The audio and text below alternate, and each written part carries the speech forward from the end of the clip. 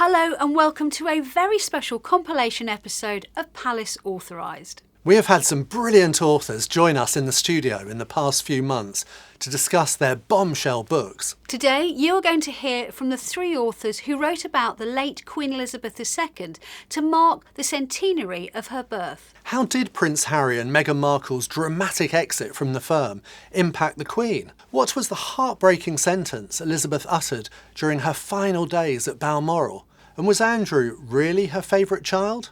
Stay tuned because this bumper episode of Palace Authorised contains all the answers. But before we let these extraordinary authors take the mic, a reminder to sign up for the Palace Confidential live event taking place on June the 9th.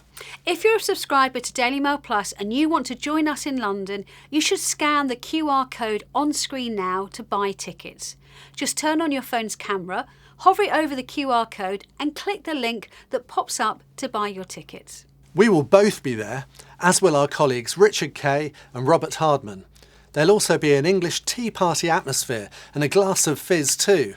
Sounds like an ideal afternoon to me. Me too. Well, hopefully we'll see you there. Now enjoy this extra long episode of Palace Authorised. Was Elizabeth II the queen of all queens?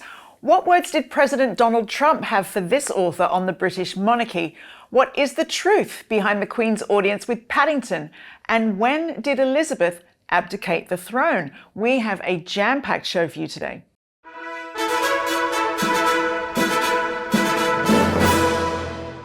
Hello and welcome to Palace Authorised. That's the show where we dissect the most fascinating royal books with the extraordinary authors who wrote them. I'm Jo Elvin and with me in the studio today is Robert Hardman. Now, Robert, if we keep meeting like this, people will talk. This is how rumours start. Well, it's a pleasure to be back, Jo. And you are very welcome indeed. Now, before we get into talking to you, regular viewers will know that Robert is an internationally renowned writer and broadcaster specialising in royalty and history. He's author of the acclaimed books Charles III, Monarchy, the Royal Family at Work, Our Queen and Queen of the World, along with the BBC and ITV television documentaries of the same name. He's interviewed the Prince of Wales for the BBC's Charles at 60, the Duke of Edinburgh for the BBC's The Duke in His Own Words, and the Princess Royal for ITV's Anne, the Princess Royal at 70.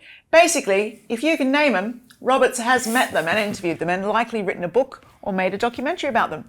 His latest book is Elizabeth II in Private, in Public, The Inside Story. And I can't wait to dive in and discuss all the juicy details, including Robert's trip to a certain Mar-a-Lago to discuss the Queen with a certain president. So do make sure you stick around for all of that.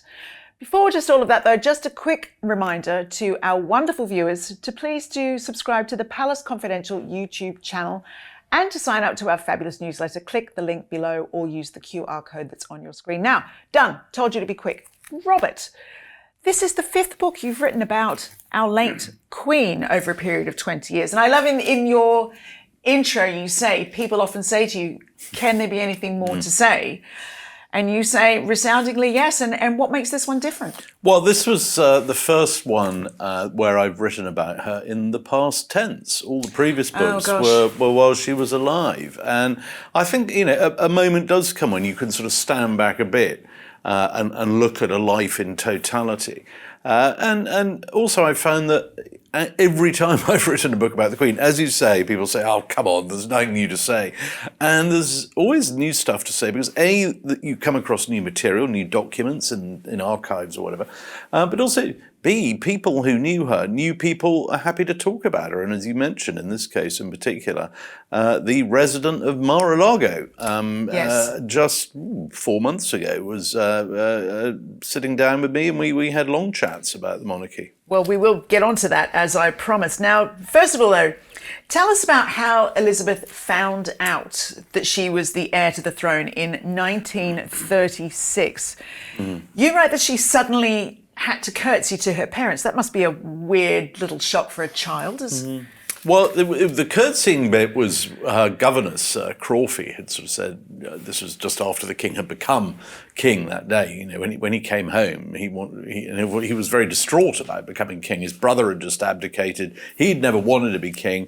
It was a huge trauma for the whole family. And to sort of cheer him up when he came home. The idea was that he'd come in and his two little daughters would curtsy to him. That was a very sort of sweet thing.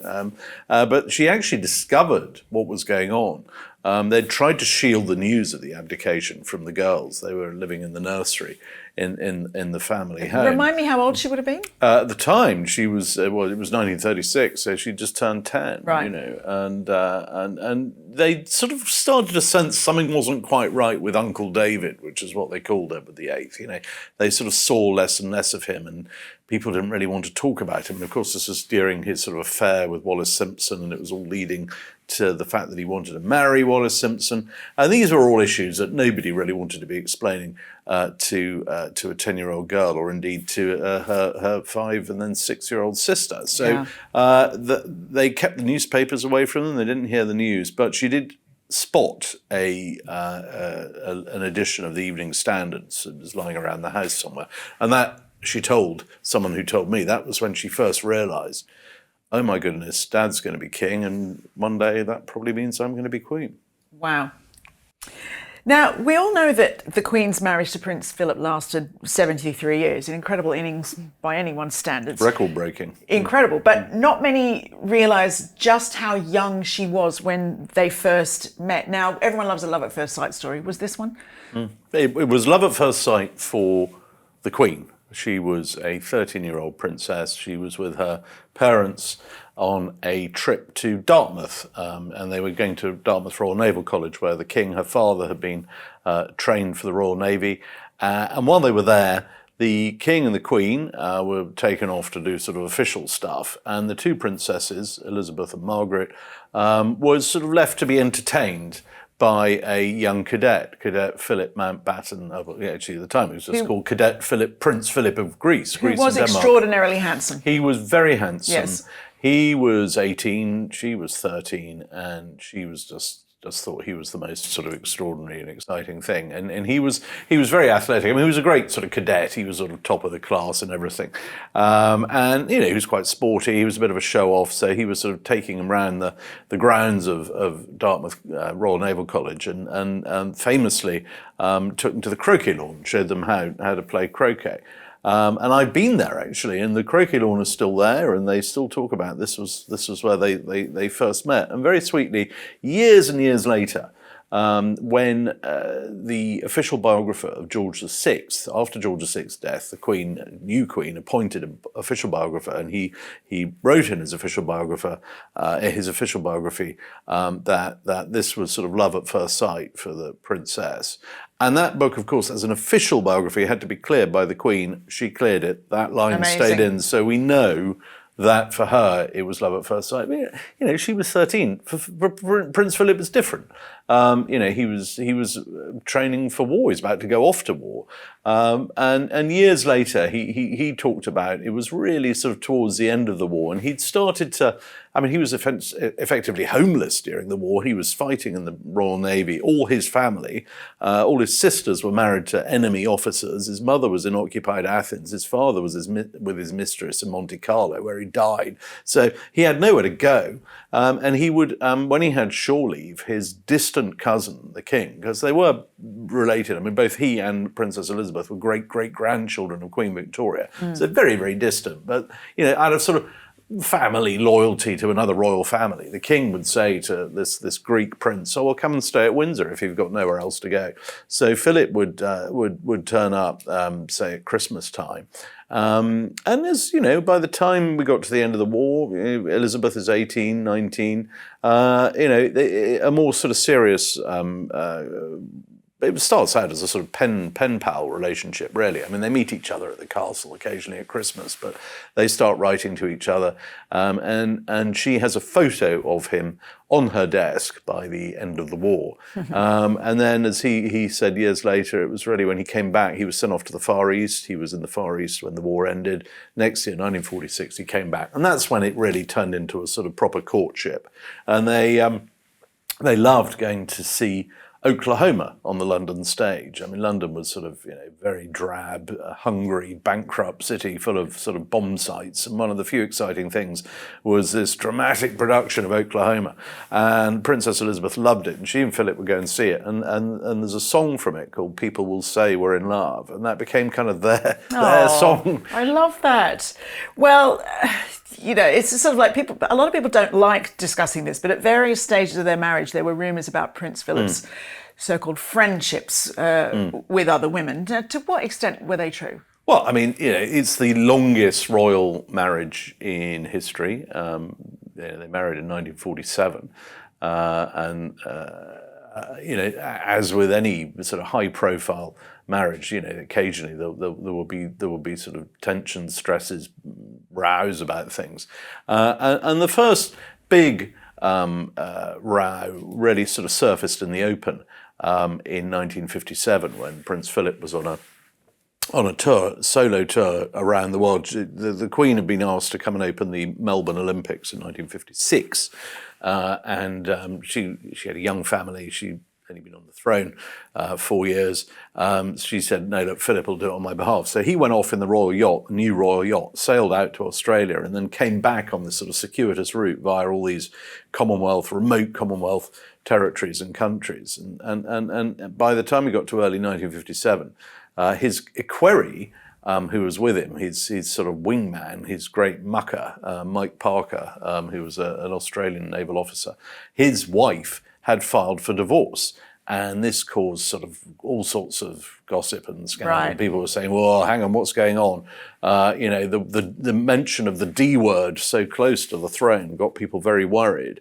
And the palace went to the extraordinary extent of putting out a statement saying there is no truth to rumours of a rift in the marriage. And there've been reports in the French press, the American press, that the marriage was in all sorts of trouble. Wow. It hadn't been in the British press at all. Suddenly the palace puts out this statement. So all the Brits, if you like, had no idea that there was anything to worry about. Suddenly going, well, the palace is putting out a statement saying that the rumours of a rift are wrong. So that definitely upset the Queen. And there had been periodic gossip all through the marriage. I mean, it actually began when the Queen was pregnant with Prince Charles, and Prince Philip went out with another equerry and his friend, the photographer Baron. And they went out, and Baron at the time was chasing a famous actress called Pat Kirkwood, and they went to see her in a show, and then afterwards went to a nightclub, and in the nightclub Prince Philip danced with Pat Kirkwood, and this was sort of seen by members of the establishment. Scandalous. People were appalled. I mean, they all then went back to Baron's flat for scrambled eggs, and Philip went back to the palace with his equerry. But nonetheless, at the time, this was oh my goodness, his poor wife's at home pregnant. He's out dancing with an actress whose legs were once described as the eighth wonder of the world. So people were, shall we say, tongues were wagging. And the king read the Riot Act to Philip, and that was the end of that. But, over the years, there would be these sort of stories. And the fact was, Prince Philip, he was a very dashing bloke. Women loved him. He liked the company of women. And so you would get the time to time, there would be rumours that maybe these sort of friendships had sort of gone into something more serious, and periodically they would surface in there'd be sort of nudge allegations, innuendos, whatever.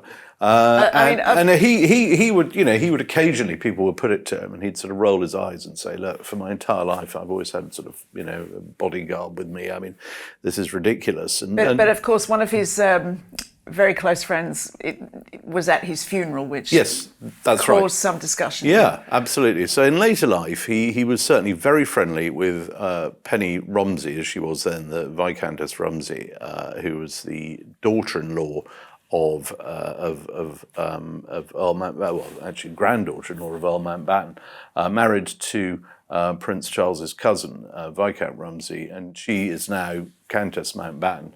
And they developed a really strong friendship over carriage driving. She loved carriage driving, particularly after the death of her young daughter. And people thought this was people would often talk about this in a sort of carriage driving again.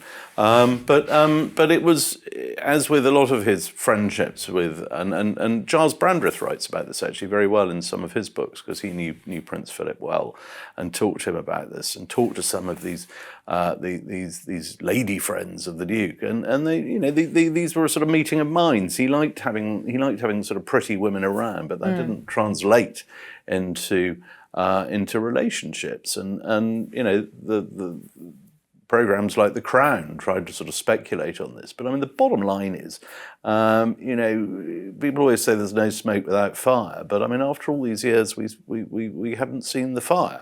Fair point. And I spoke to people who would be in shooting parties, for example, when Penny Romsey, as she then was, now Penny Mountbatten, when she was there, and she would refer to him as sort of cousin Philip. So I think it was a much more sort of nuanced situation. And the fact was, when it came to his funeral, there was only room for 30 people, and the one member of the Mountbatten family there was her. But then also, when it came to the King's coronation, again there was only one member of the Mountbatten family, and it was her. So I think the whole family were and remain very fond of her. Okay, well, tell me about how Prince Philip took his wife's accession to the throne. Famously, he said he had been reduced to the status of an amoeba, a bloody amoeba. Yeah, well, that was all. How'd you like my impression? Very good, Yeah, very thanks. good. Bloody amoeba. Yeah. I can see him saying that as well. I mean, he was a man of forthright opinions. I interviewed him many times, and I mean, I have to say he was a remarkable man, and it could be scary if you hadn't done your homework, but he was very thoughtful, very well read, and one of the most interesting, I think, royal figures in modern history. Did so much in his lifetime. But yeah, when the Queen came to the throne, within a few days, his uncle, Lord Mountbatten, was overheard at a dinner party saying that the House of Mountbatten now reigned. And this was reported back to Queen Mary, who was the Queen's grandmother, who was appalled by this, thought, hang on, Dickie Mountbatten's trying to sort of suggest that his family now run the House of Windsor. And this, she reported this to Churchill, who took this terribly seriously and said, no, we've got to make it very clear. We need to have an official statement that the Queen will reign on as the House of Windsor, because the precedent, of course, was that having married, she should take her husband's name. Yeah. But Churchill said that should not apply in the case of the royal family. It will remain the House of Windsor. And I don't think that came as a huge shock to Prince Philip, that it should carry on being the House of Windsor. Something of an adjustment. But it was the fact that it was done so publicly and firmly, with a sort of formal document signed by the Queen saying it is my wish that I will respect the letters patent laid down by my grandfather George V, that this is the House of Windsor. And it was just a rather public sort of sidelining of Prince Philip. And in a more traditional time where, men's roles were very steadfast. Very traditional. And this is an ultimate alpha male. I mean, Prince Philip, he's had a great war. He's one of the most fast, his promotion up through the Royal Navy was one of the fastest during the war. He's clearly destined for great things if he stays in the Navy, and he chucks in the whole career to support his wife, and for him that was a bitter blow. And then to sort of suddenly be told, oh, and actually, your children aren't going to have your name. Back in the early 50s, that took a bit of getting used to. That's a statement, yeah. Now, you talk in the book about the 3 golden phases of Elizabeth's reign. In your view, what were these, and then what were the worst moments? Well, yes, I mean, very roughly, I do break it down in the book into these sort of sunlit, amazing, happy periods for the Queen. And I think the first one is around the sort of coronation. There is just this real sense of rejuvenation of a country that's been through a hell of a battering during the war, and things are on the up. Things are getting better, and it's all seen through the prism of this new, incredibly glamorous Queen, she's 25 when she comes to the throne. She's 27 by the time of the coronation. And so those first few years, as she goes on her big round-the-world tour, and it still, to this day, remains the longest, most ambitious royal tour in history. And she went right round the world. And, in Australia, I mean, 70% of Australians saw her with their own eyes. It was pre-TV there. Huge response in New Zealand as well, and everywhere she went, all through the Commonwealth, these enormous crowds. So that was that sort of happy period, the start of the reign. Then suddenly we had the sort of Suez crisis when Britain really started to fade as an imperial, post-imperial power. We had those glitches, as I mentioned earlier, with Prince Philip on the tour around the world, and gradually there was a sort of sense of the royal family. I mean, they were still very popular. They just weren't up on a pedestal. And then suddenly you got to the 1960s.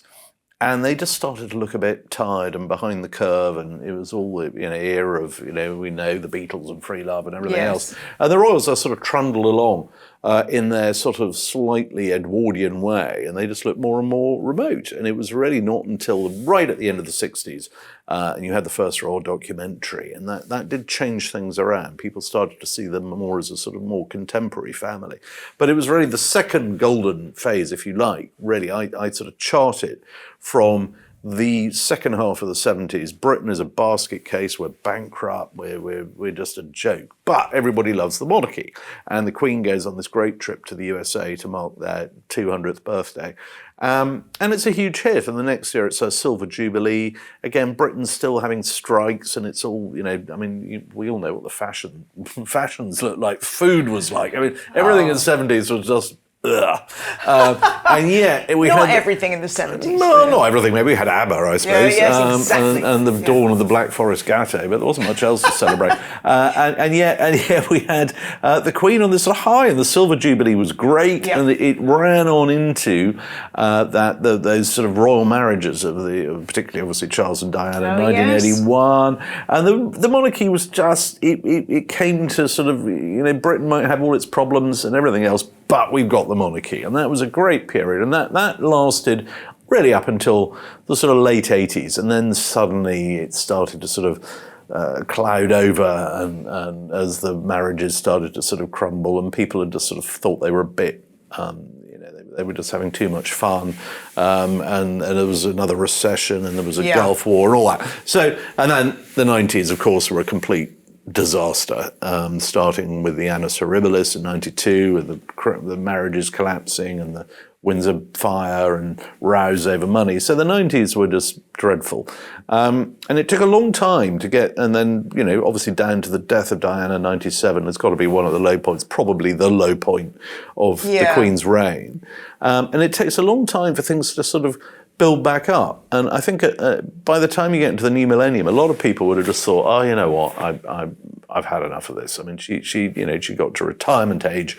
I mean, she by the noughties. I mean, she was 80 in 2006, and yet she said, "No, I'm in this for life." And then things just turned around gradually through the noughties, and you get to that moment around 2010, 2011, when Prince William gets engaged to Catherine, and suddenly you have this run of amazing events in 2011. You have their royal wedding, you have the first state visit to Ireland. I mean, it's an extraordinary moment. And I think probably at that point as well, she's of an age where people really respect the length of duty and the legacy that's becoming apparent. So, that's it, absolutely. And all the world wants to meet her.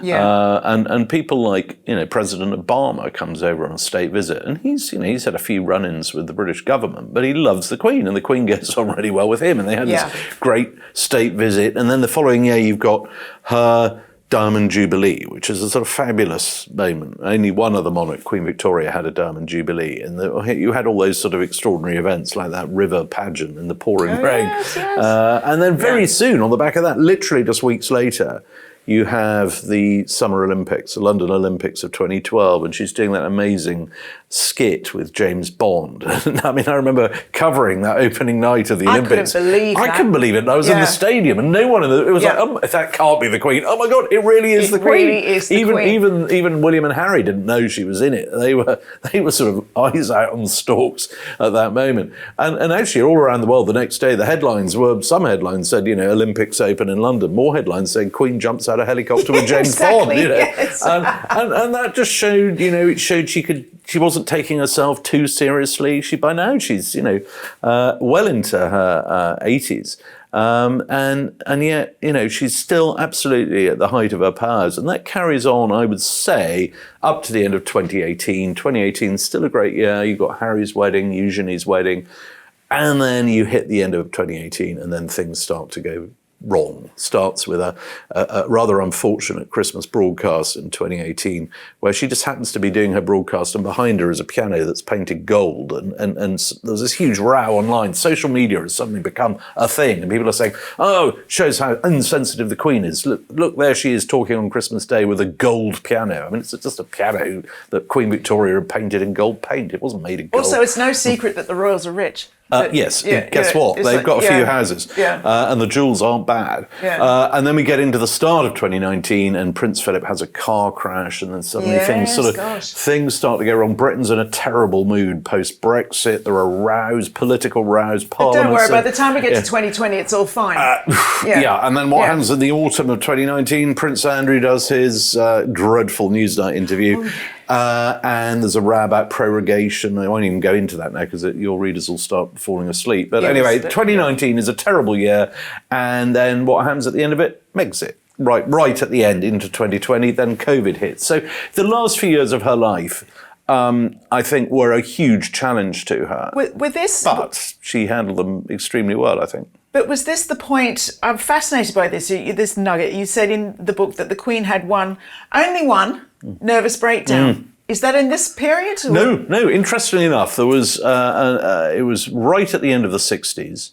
And it was in that extraordinary summer of 1969. You look back at it, it is one of the sort of pivotal moments, really, in royal history. Where Wasn't there, Robert?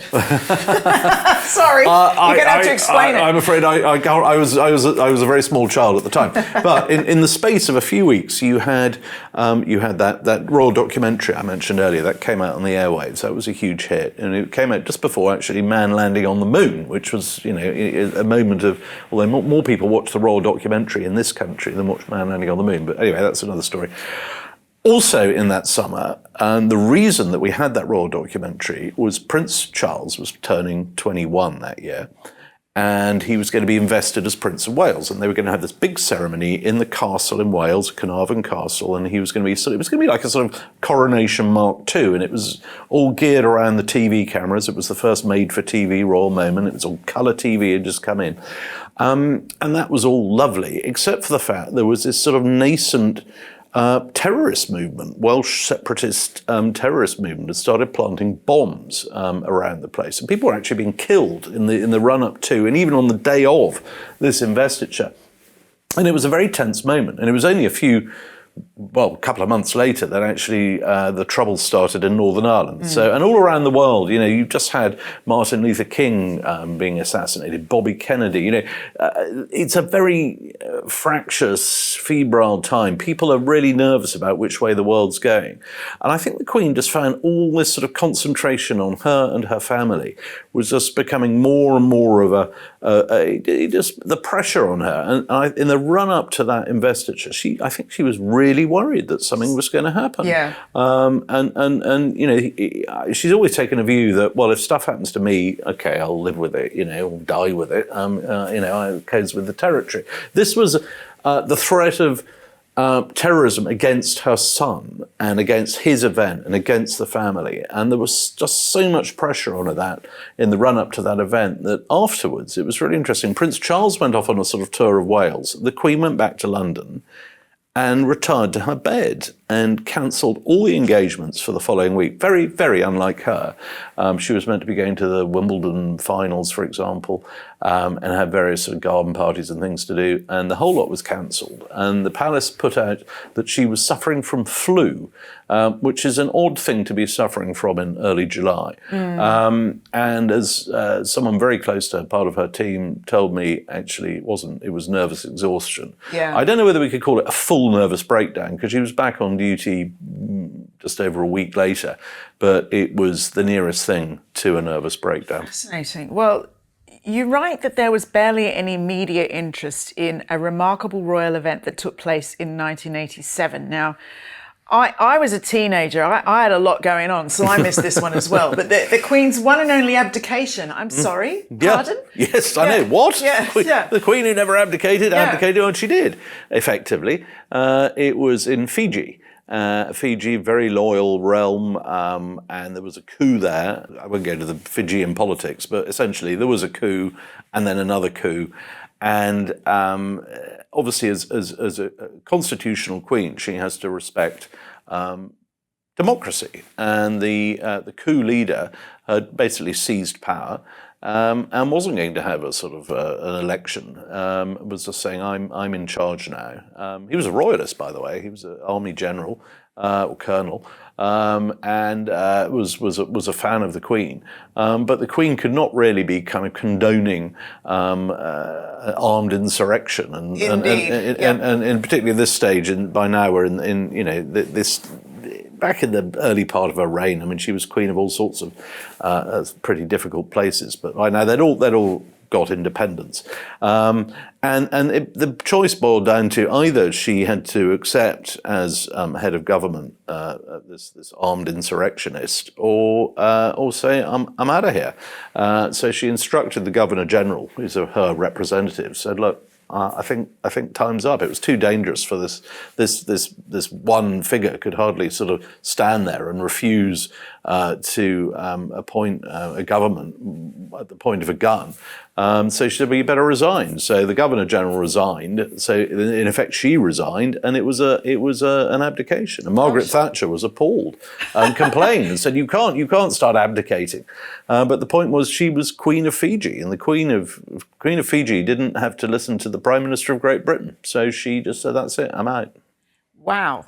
That's a fascinating piece of history there. I never knew that. Now, you have a chapter on the death of Diana titled These Are For You, which is in reference to the words spoken by an 11-year-old child, Catherine Jones, who handed the Queen a small bunch of roses. And then the Queen asked Catherine if she wanted to place her flowers for her, and Catherine said, no, these are for you. Yep, it really happened. I mean, I think it's a moment that's captured in that Oscar-winning film about the events of that week when Helen Mirren is playing the Queen. But it really did happen. This little girl from Wales had these flowers, and I think it was one of the bravest moments, actually, of the Queen's sort of public life. Was at the end of that week after Diana's death, and you had all the tensions over where is the Queen, why hasn't she come back to London, and things were getting to a really heated stage, and she came back down on the eve of the funeral and stopped the car outside the palace and got out, and you've got this crowd, vast crowd, in total silence. And at that moment, it could have gone any which way. If someone had suddenly started heckling, or a chant had started going, it could have got really ugly, but nothing, not a word was said, and the Queen and Prince Philip looked at the flowers, and one or two people sort of handed Prince Philip some flowers, and he went and sort of put them on the pile. And then this little girl handed these flowers to the Queen, and she said, "Oh, shall I put them over there?" And she said, "No, they're for you." And that was one of those sort of turning point moments. And the Queen was very touched. She must have been on the brink of tears. I think she probably was. But what was fascinating, just after that moment, and I spoke to someone who was about 2 feet away from her in her entourage, and they said the thing that stuck in their mind was suddenly someone started clapping, and then the applause just sort of started to build, and polite applause, but by the end, they just said that was the moment. You could sense the tide had turned. Yeah. But boy, it had been close. Wow. We must talk about Andrew. Oh, yeah. We always get there on these programmes. So you mentioned how our former Prime Minister, David Cameron, was troubled to have to mention to the Queen Andrew's sacking as the trade envoy in 2011. Now, and how he remarked privately afterwards that the real reason for his firing had less to do at the time with Jeffrey Epstein and more to do with Andrew being rather an embarrassment. What was Cameron referring to? He told me, and I interviewed him for the book, David Cameron, just Andrew was becoming more and more of a liability. I hear that he's always saying, sort of putting his foot in it in quite important meetings. Yeah, he would sort of turn up. There was He was at one telecoms summit where in loud voice he went, "What's Orange?" At the time, Orange was one of the biggest telecoms operations in Europe. He would just have a capacity to walk into a room and say the wrong thing to the wrong person, not listen to advice, not do any sort of homework in advance. And all this would be fed back to Downing Street. And as Cameron said, he just had enough of, particularly Andrew sort of started cozying up to some fairly dodgy people. And would be sort of saying to Cameron and other ministers, look, we really should be doing more in, some of these. Why aren't we talking to some of these dictators? There's a lot of trade there, and the Foreign Office just thought he was. You want an envoy who, okay, some people may have their foibles, they may occasionally be embarrassing, but if they do a job, if they deliver, if they're actually, you can translate that into deals for Britain, great. But that wasn't happening with Andrew. He wasn't adding anything to foreign trade. In fact, sometimes he'd just sort of blunder in and detrimental. Someone's trying to sort of sell a British helicopter to a country, and you go, oh no, the Americans have got better ones, and you'd be going, unbelievable, what? So that must have been.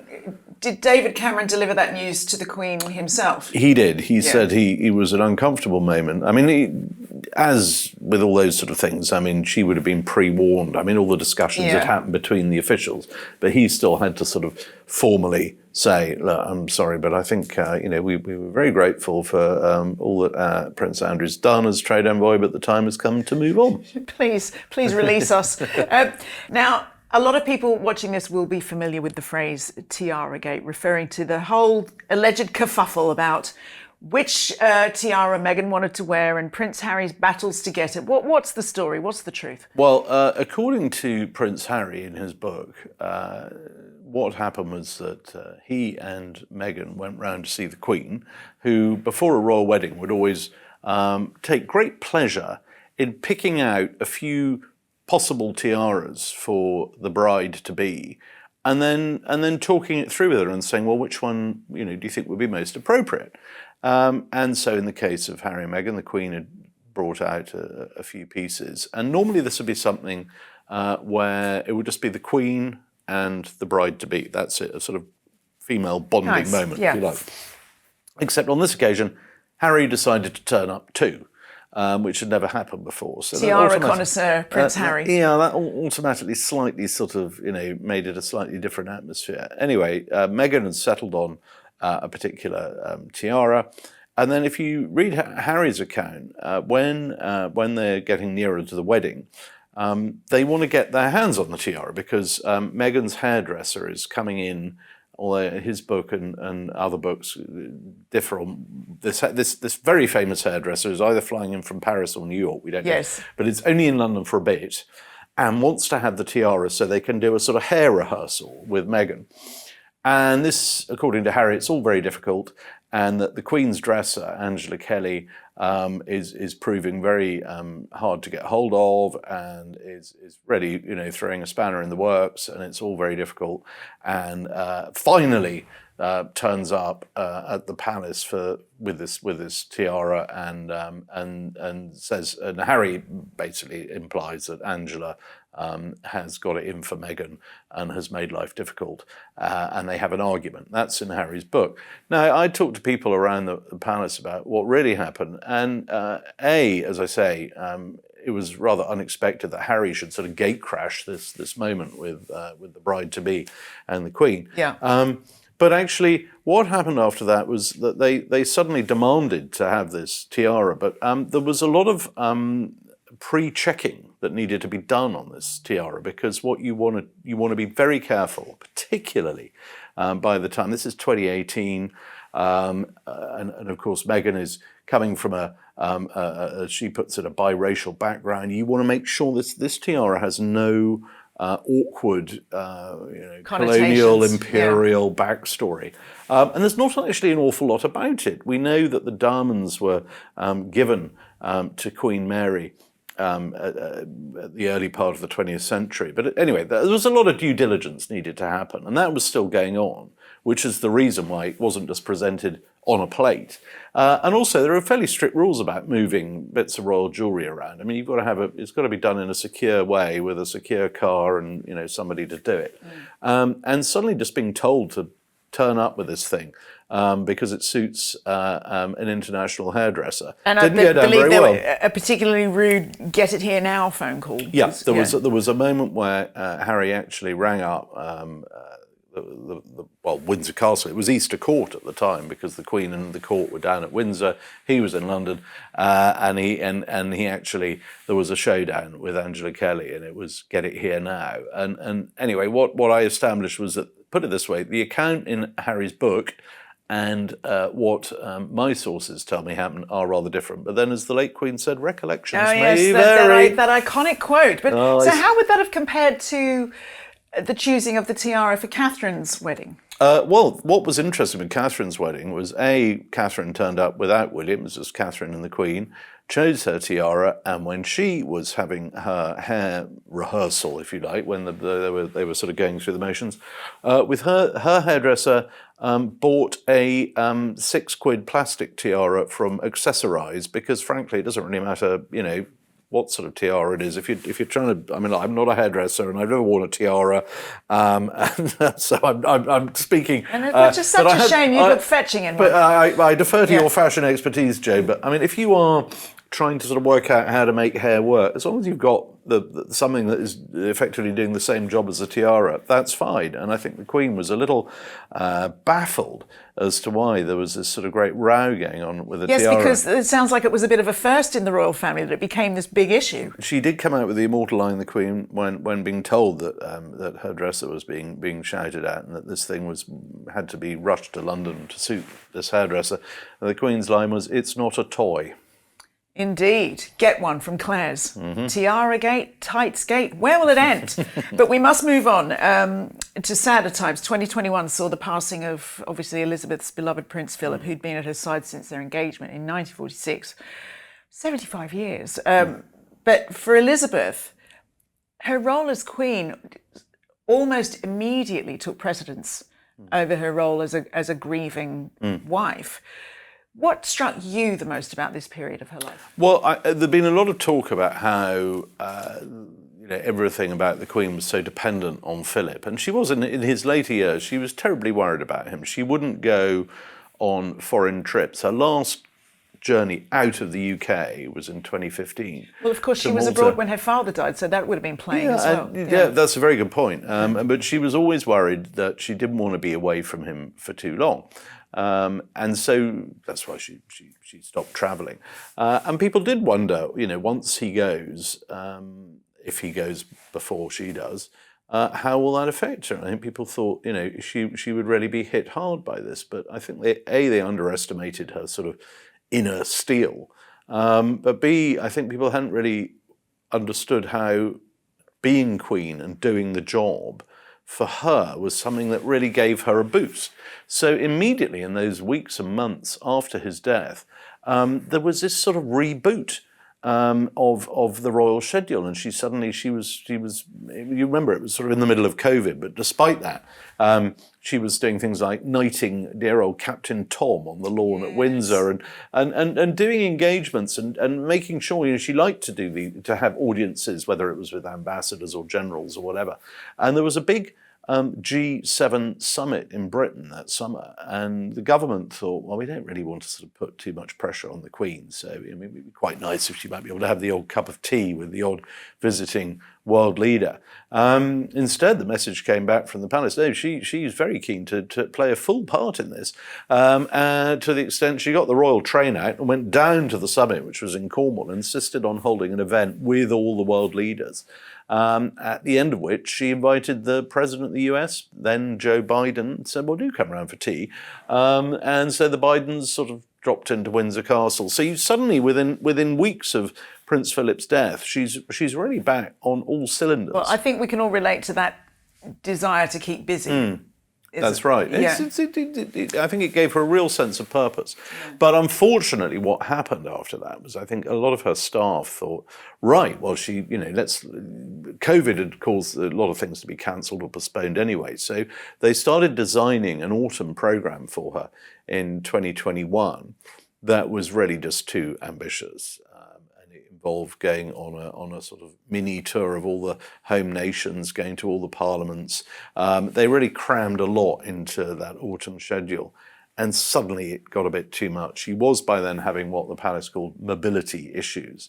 We don't know exactly what was wrong with her, but I mean, there was an accumulation of things, and she was getting weaker.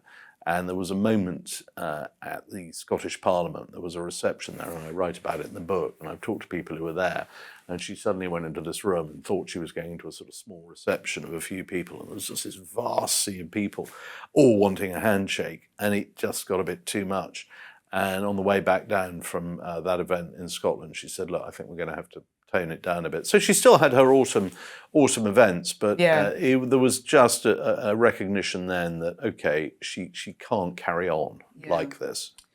Gosh, well, tell us about the true story behind the Paddington video. Oh, that was sweet. I mean, she still had another jubilee to go, because of course 2022 was her platinum jubilee. No monarch by this point. I mean, she'd already overtaken Queen Victoria years before. So we were in completely uncharted territory, and it was her 70th year on the throne. And clearly she wasn't going to be able to do all the things she did in 2012 for her 60th. But there was going to be a concert, there were going to be various big events in London, and there was clearly an expectation that there had to be something to match the James Bond video, which had been such a huge hit 10 years before.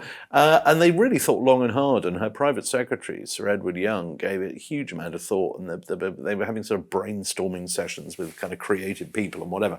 And they finally come up with this idea of the Queen having tea with Paddington Bear. And it was a lovely idea, particularly the idea that Paddington would offer her a marmalade sandwich, and she would open her handbag and I go, oh, this is where I keep mine for later. Lovely line, lovely moment. And so it was all, and it was a very, very professional sort of Hollywood-style production team turn up. And although it actually appears to be at Buckingham Palace, it was actually filmed down at Windsor.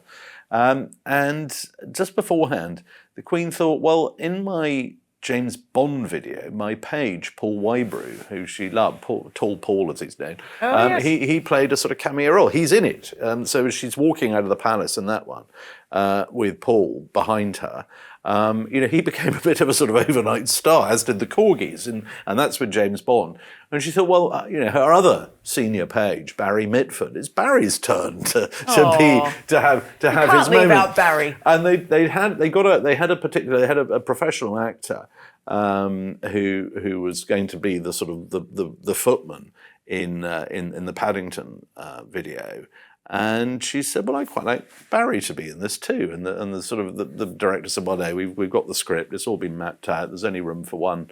There's only room for one footman in this. It's the actor. And then it came to filming, and it's like, well, where's the Queen? And the message was relayed, well, if there's no Barry, there's no Queen. So it's like, you better find a part for Barry. So if you look, and you can go online and you can watch that beautiful, it's such a nice video. But if you look closely in the background, you'll see there's not one footman there, there's two. Now, I think a lot of people watching this will devour with great interest the final chapter of the book, where you describe meeting President Trump to discuss, amongst other things, the late Queen.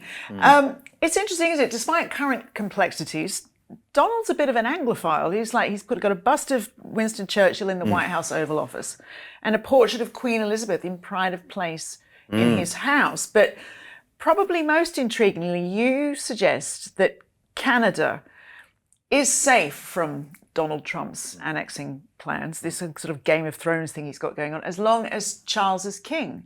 How do you mean?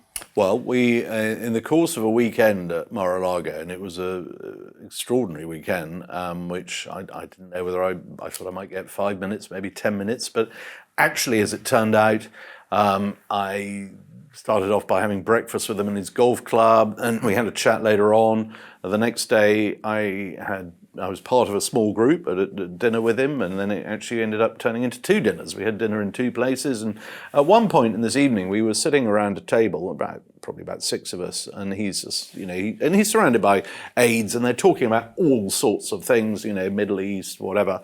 And there's a moment where he's discussing Greenland, and this is before the whole kind of Greenland thing blew up at the start of this year. So this is about 4 months ago. It's between Christmas and New Year. And at one point he says to me, and I'm just there to talk about the monarchy. I certainly doesn't want to hear my views or talk to me about the Middle East or whatever. But at one point he just says to me, "Do you think I should invade Greenland?" And I said, "No, I don't think you should." Robert, the fate of the world was resting on your shoulders. I said that I think that would be very bad for NATO, Mr. President. Thank you for saying that. And I said, and while you're at it, I do think you should stop going on about Canada, because they've been they're one of our greatest allies. They were absolutely integral to the future of the planet. And I mean, at D-Day, Canada got further inland on D-Day than any other nation.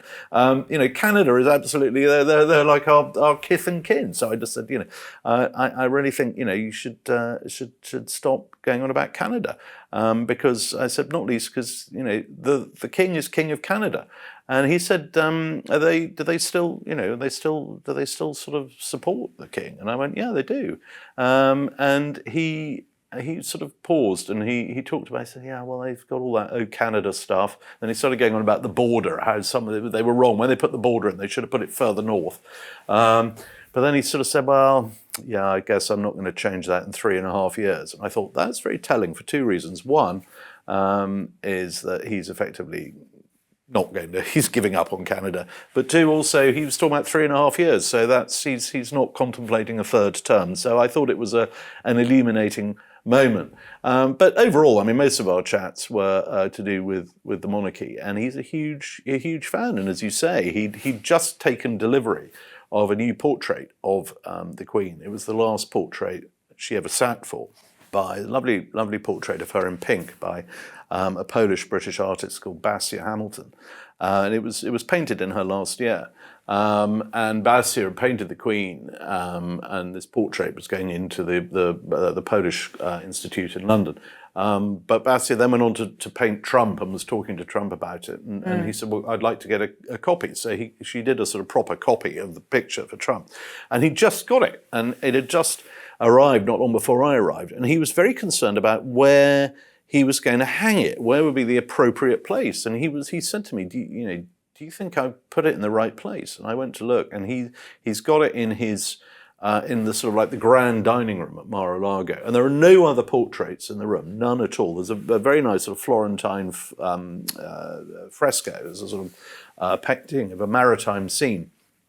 But there now, right in the middle of it, ta-da, is Elizabeth II. And I think when you read Donald Trump's, for example, read his speech, as I did at his state banquet dinner in Windsor when he came on a state visit last year. It's one of the most sort of passionate pro-Brit Anglophile speeches that I've heard any world leader say, talking about all the legacy of all the great things, whether it's literature, philosophy, gifts to the world in terms of law and democracy and all those things. And it's a really upbeat speech. So I think we have to remember he is a great Anglophile. He's half British. His mum was a MacLeod from the Isle of Lewis. And he loves Britain, and he has a capacity. In all our chats, at no point did he talk about Keir Starmer. Not interested in talking about British politicians. I'm quite alarmed that he asked you if he should invade Greenland. I mean, I don't think. Do you get the feeling that he would have done whatever you bade? Yeah, maybe I said yes.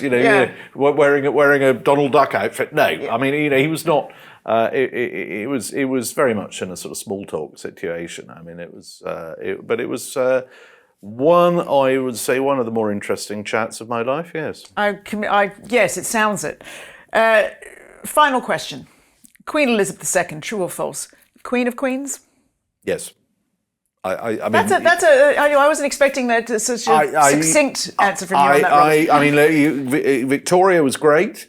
and defined an era and all that. But Victoria was quite selfish, and when Victoria felt like it, she'd just say, you know what, I'm fed up with being queen, I'm going to stop being queen for a bit, and would disappear for months on end and leave it to others to open Parliament or whatever.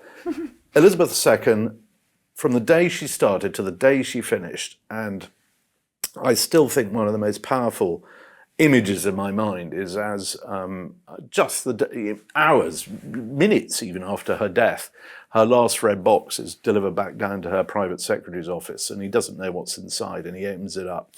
And there's a letter to him, and there's a letter to Prince Charles, and there's her homework. She'd been doing papers, state papers, there are signed papers. On her deathbed, she was working. Wow.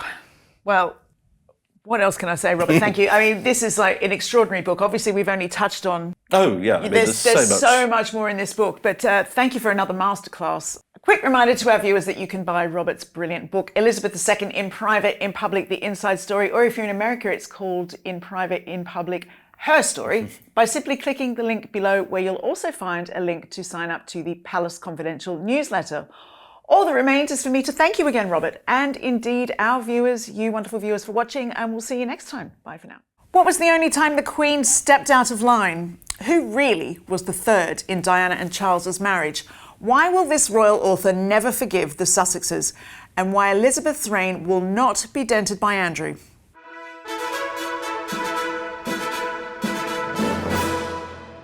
Hello and welcome to Palace Authorised. It's the show where we dissect the most fascinating royal books with the extraordinary authors who wrote them. I'm Jo Elvin, and with me in the studio today is Hugo Vickers, a writer, lecturer and acknowledged expert on the British royal family. Hugo has written biographies of the Queen Mother, Cecil Beaton, Vivian Leigh, Princess Andrew of Greece and the Duchess of Windsor. But Hugo's new book, Queen Elizabeth II, is coming out on April the 9th to mark the late monarch's centenary, and it is a massive undertaking. More than 600 pages long, it really does serve as a veritable encyclopedia of all the things to do with not just the beloved Queen, but the entire royal family since her birth in 1926. Hugo, thank you so much for being here today. Thank you for having me. Great to see you. Now, before we dive in, just a super quick reminder to our wonderful viewers to subscribe to the Palace Confidential YouTube channel. It's fast to do and it's free, and those are two of my very favourite things. And while you're about it, why not sign up for our fabulous, fulsome newsletter? Click the link below or use the QR code that's on screen now. It's also fast and also free. Now, Hugo, to more compelling matters, because your book, which viewers can buy through a handy link below, is utterly fascinating. You write that the Queen might best be described as Elizabeth the Conciliator. What do you mean by that? Elizabeth the Conciliator, or Elizabeth the Steadfast. It was very interesting when I was, actually before I wrote the book, that I worked out that what she was doing was acts of conciliation all over the place throughout her reign. In a way, her message was, we cannot change the past, but we can build bridges to the future. And you see it way back in 1958 when she invited, well, the government invited President Heuss of Germany over. It was quite soon after the war, and the British public weren't really quite ready for it, but the Queen and the government were way ahead of this. And then, of course, she went to Germany later on in 1965, very important long visit. And then, of course, there was reconciliation with Japan. The two places she thought she would never visit were Russia and China for political reasons. And then, of course, people will remember much more about Ireland. But if you listen to those speeches, it's always this taking a step forward and moving things on for the rest of us. So there was a time which was rather interesting when the Queen and Prince Philip came to celebrate 150 years of the Royal College of Organists, and they listened to an organ recital in St George's Chapel. And the private secretary said, "They're in no hurry to go home this afternoon, I'll tell you why. Last night we had the speech for Michael Higgins, President of Ireland, when he came over. And it was really difficult to write this speech because, you know, a capital letter here could be misinterpreted. It wasn't just a boring old Foreign Office speech about improved trade relations. It was very, very important. And it went well. And this afternoon, they're just relaxed and happy and having a good time. And I thought, how remarkable that he, aged 93, and she then 88, were still taking these steps to move things forward for us. Because that was what the Queen was so good at, was sort of paving the way. And then, of course, you know, diplomats, politicians, businessmen, all sorts of people followed on these state visits and things. Do you think that Charles will be looking at that in terms of, you know, there's some people find it controversial that when he sort of like is charming to Donald Trump, for instance, in our current political landscape? Well, I mean, that's his job, isn't it? I mean, he's got to rise above the Trump-Starmer dilemmas or whatever, and, and he'll do it very well. Incidentally, when President Trump came over for his state visit, he came twice to see the Queen. Somebody who was at the state banquet said it was really rather like an errant schoolboy sitting there with the headmistress, because she, of course, was able to say, well, of course, I knew President Truman, yes, Eisenhower, she knew all of those people, she met all those presidents. She did actually also meet Lyndon Johnson, but not when he was president. And she had this fantastic memory, and it must really put you in your place. Well, she was a real living record of our age, which I'll come to in a minute. But I want to talk to the time that you found yourself sitting next to the Queen at a dinner in Milford Lake House in 1999. Now, what does one talk about with the Queen, and did you find her good company? Well, very much so. And actually it was very easy, because I was writing at that point the book about Princess Andrew of Greece that you mentioned, Prince Philip's mother. And so the Queen liked facts. She was not a philosopher, but she did like information. So did Queen Mary. But so the thing which a lot of people have said is that while if you can interest the Queen Mary or the Queen, you'll have her full attention. And so I actually found myself explaining Princess Alice's illness and hospitalization, and how she was shocked out of all the things that were happening by the death of her daughter in a plane crash, and how she returned.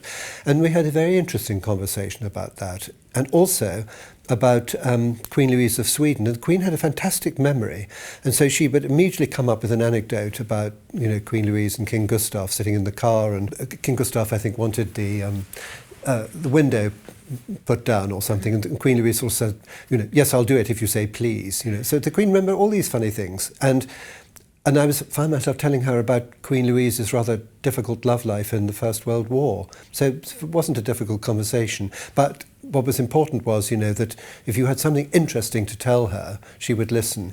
And of course, her favourite question, which she would ask people, was, are you sure? So you jolly well better be. And ministers were always being caught out by that, because she had always done her homework. It's quite intimidating. It is, and you really need to be sure. I mean, yes. And, she was interested, and she would want to listen to things, and to find out what was happening. So she was extremely well informed, and there's a fantastic, not only memory, but also random access to facts. I mean, I'll give you another example. Once at Cumberland Lodge, and Prince William was about to go to New Zealand, and there was a Maori chief who was refusing to meet him because he'd only been given a certain amount of time.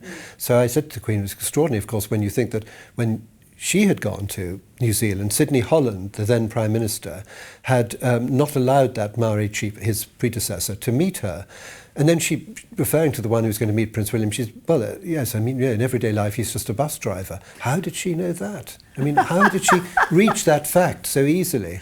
That is a fun fact, though. And then, of course, she lived through the war. She was a teenager at the time, where you write, the world was not the same. The princesses had known friends who had served and who had died. 145 Piccadilly, where they lived until 1937, had been destroyed by bombs. So how profoundly did those war years affect her outlook on the world?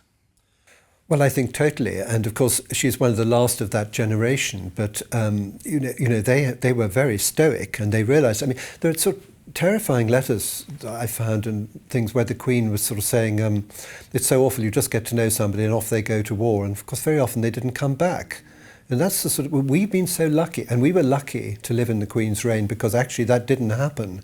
But the generation before, my father was wounded in the war, my mother was driving a general around when she should have been having fun, and the Queen was, confined at Princess Margaret at Windsor Castle. Princess Margaret used to say the whole place was covered in barbed wire, which wouldn't have kept the Germans out, but certainly kept us in. Indeed, yeah. Well, now, obviously, Elizabeth married Philip, 1947. Now, you're a scholar who's consumed the Queen's life for 60 years.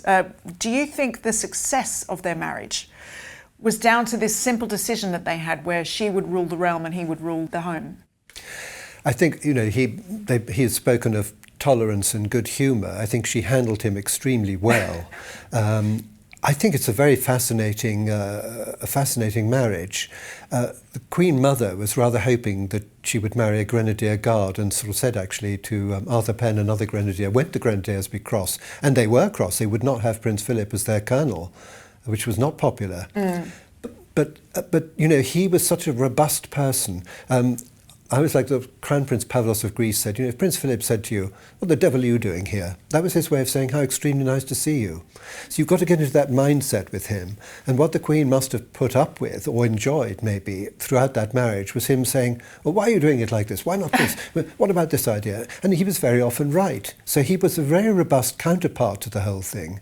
Why do you think the Grenadiers were cross? Is it because they didn't think he was good enough, or they fancied themselves in his position? What?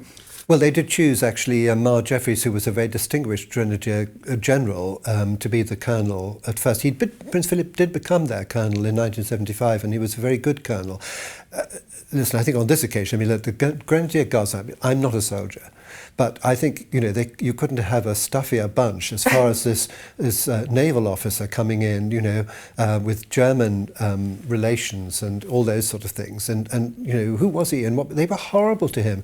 The courtiers were horrible. They said to him when he married, we think you'll quite like Windsor Castle when you get to know it. He was able to say, well, thank you very much. My mother was born here. His mother was born in the presence of her great-grandmother, Queen Victoria, in 1885. Did they ever come round to liking him? Oh, yes. Yeah. And he was a very good colonel, but it took time. I mean, you can imagine, you know, what people were thinking. And the courtiers generally were sort of suspicious of him. And it's the only time the Queen really stepped out of line by marrying him. She chose to marry him when he obviously chose to marry her. Then they got together. It was sort of, if you think about it, rather an unconventional match. But let's face it, you know, he'd had a good war. He was incredibly good looking. And can you imagine what it was like when I investigated his war years in Australia, because he used to give interviews and things to obscure newspapers. I dug them all up.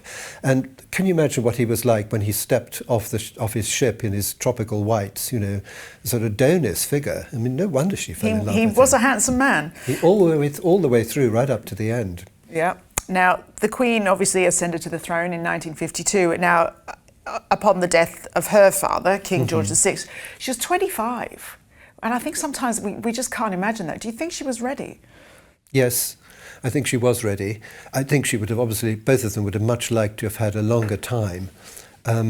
It's interesting, that thing, isn't it, that you know, you see the King bidding her farewell on a sort of 3-month tour of the Commonwealth. Yes. They can't have been expecting him to die as quickly as he did, although it was known that he had very serious cancer at that point. And it's so sad. They must have realised as they looked at each other that they might not see each other again. They certainly weren't expecting him to die a week later, which is what happened. But I think her philosophy as Queen, obviously extremely dutiful, was that she wanted to be a good successor to her father. And you know, that if there is an afterlife and she was to meet him again, she could look him square in the eyes and he would say, you did a really good job for me. I'm sure that was part of it. Indeed.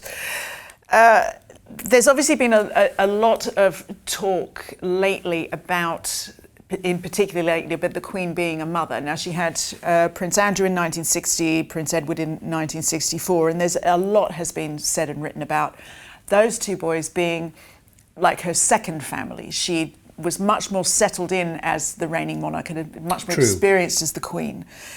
Do you think that Andrew and Edward were treated differently in her lifetime as a mother than Charles and Anne? I think that yes. I mean, Charles and Anne, they were the first two, and we know that Prince Charles, as he then was, you know, sort of as, you know, with Jonathan Dimbleby, complained a lot about his upbringing. Although, fun enough, he also says how much he liked being at home as opposed to being at school. So he didn't hate the whole thing. Exactly. Yeah. But and actually, I've seen a fantastic cine film, which has never been shown, of him in a little boat at Loch Mick in Scotland, and Prince Philip sort of stepping in his waders, and Prince Charles hops onto his back, and they go to the shore. You know, so it wasn't all bad. Yeah. But he definitely bonded much. I mean, they were away a lot. I mean, they were in the Commonwealth tour, they were in Malta.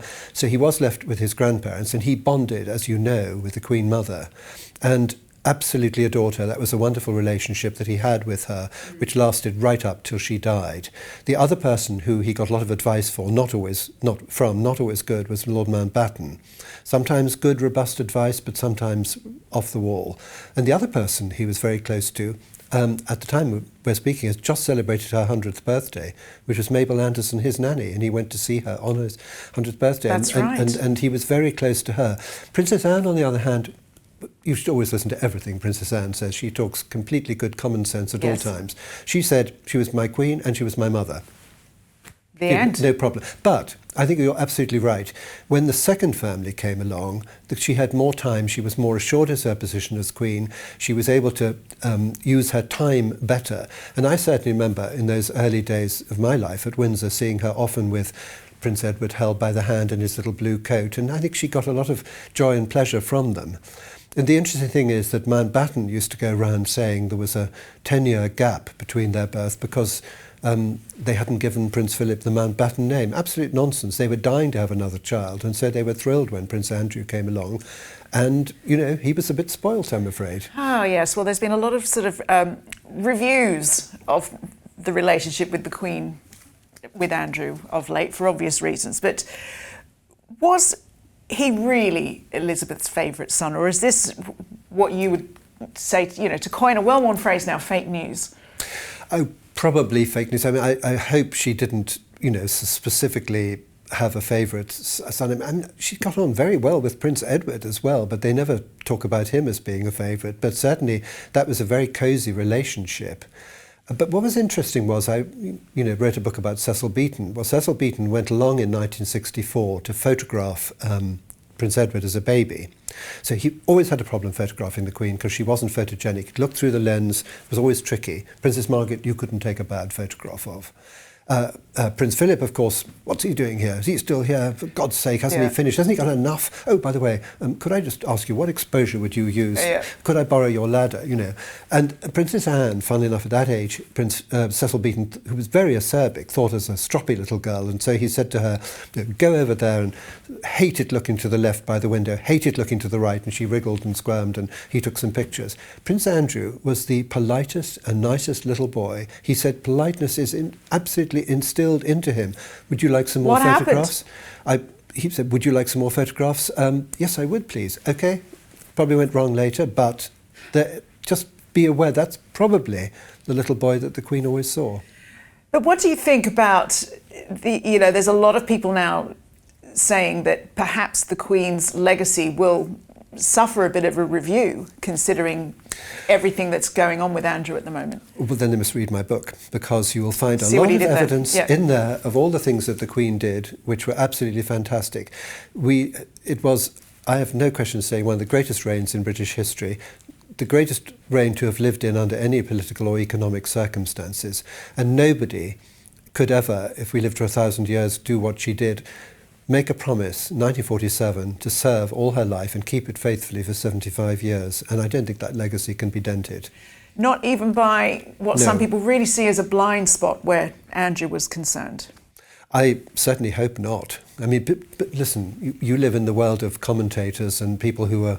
I mean, I've read a lot of things that people have written, obviously, and they like to make their name by attacking this, attacking that. And for people to say that the Queen's, as I read one person saying, the Queen's legacy is in ruins, come off it. No. Anyway, we've got to bring her back because she has been slightly sidelined, you know, as is normal, I suppose, in a new reign. You know, the Queen's Gallery became the King's Gallery, and her centenary is a wonderful opportunity to celebrate all that's the best about her. And yes, and your book will be part of that celebration.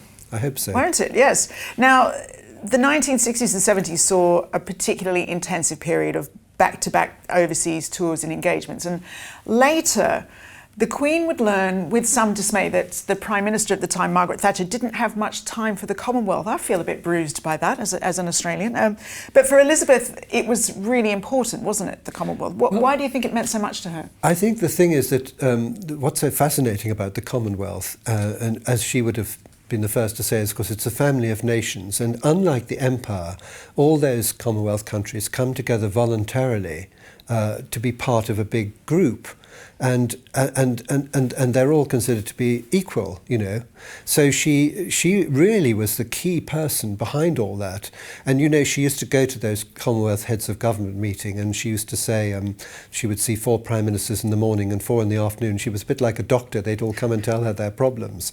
And I remember Sonny Ramphal, the Secretary General, saying they couldn't wait for they'd come out of some meeting to have their meeting with the Queen. She would have known all their predecessors. She had a fantastic memory. She could, you know, summon up stories about people that they'd only known as little boys or whatever. Obviously, Robert Menzies she knew terribly well, for example, and she knew all those prime ministers. And I mean, she spent more time in Australia than any previous monarch. Obviously, she was the first reigning sovereign to ever go to Australia, and she went many, many times, as you know. She must have met a mind-blowing amount of presidents and prime ministers all over the world. Do you think she ever forgot any of them? Well, she was very good at remembering a lot of them. I expect she forgot a few, probably. And some of them didn't last very long. I remember after Paul Keating, when he famously put his arm around the Queen in 1992, I remember having a talk with the Queen Mother and saying, you know, he's not the only one of the Queen's prime ministers to behave badly, is he? And she said, no, he isn't.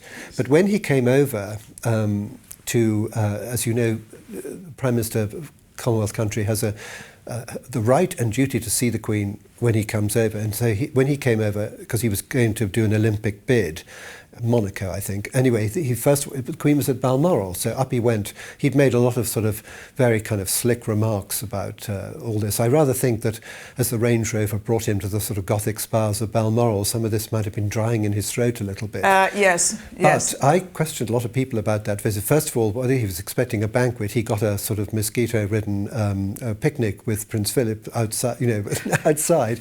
And the next day he had an audience with the Queen, and the Queen said to him, don't use the monarchy as a football. Let's talk about something, you know, there was a real tragedy, of course, obviously, in 1979 when Lord Mountbatten, the Queen's cousin and close confidant, he was murdered along with his grandson Nicholas and Nicholas's grandmother Doreen in Ireland by the IRA. How would you summarise the emotional impact that this had on the Queen, who, as you say, Elizabeth the Conciliator, she dedicated her life to fellowship and peace?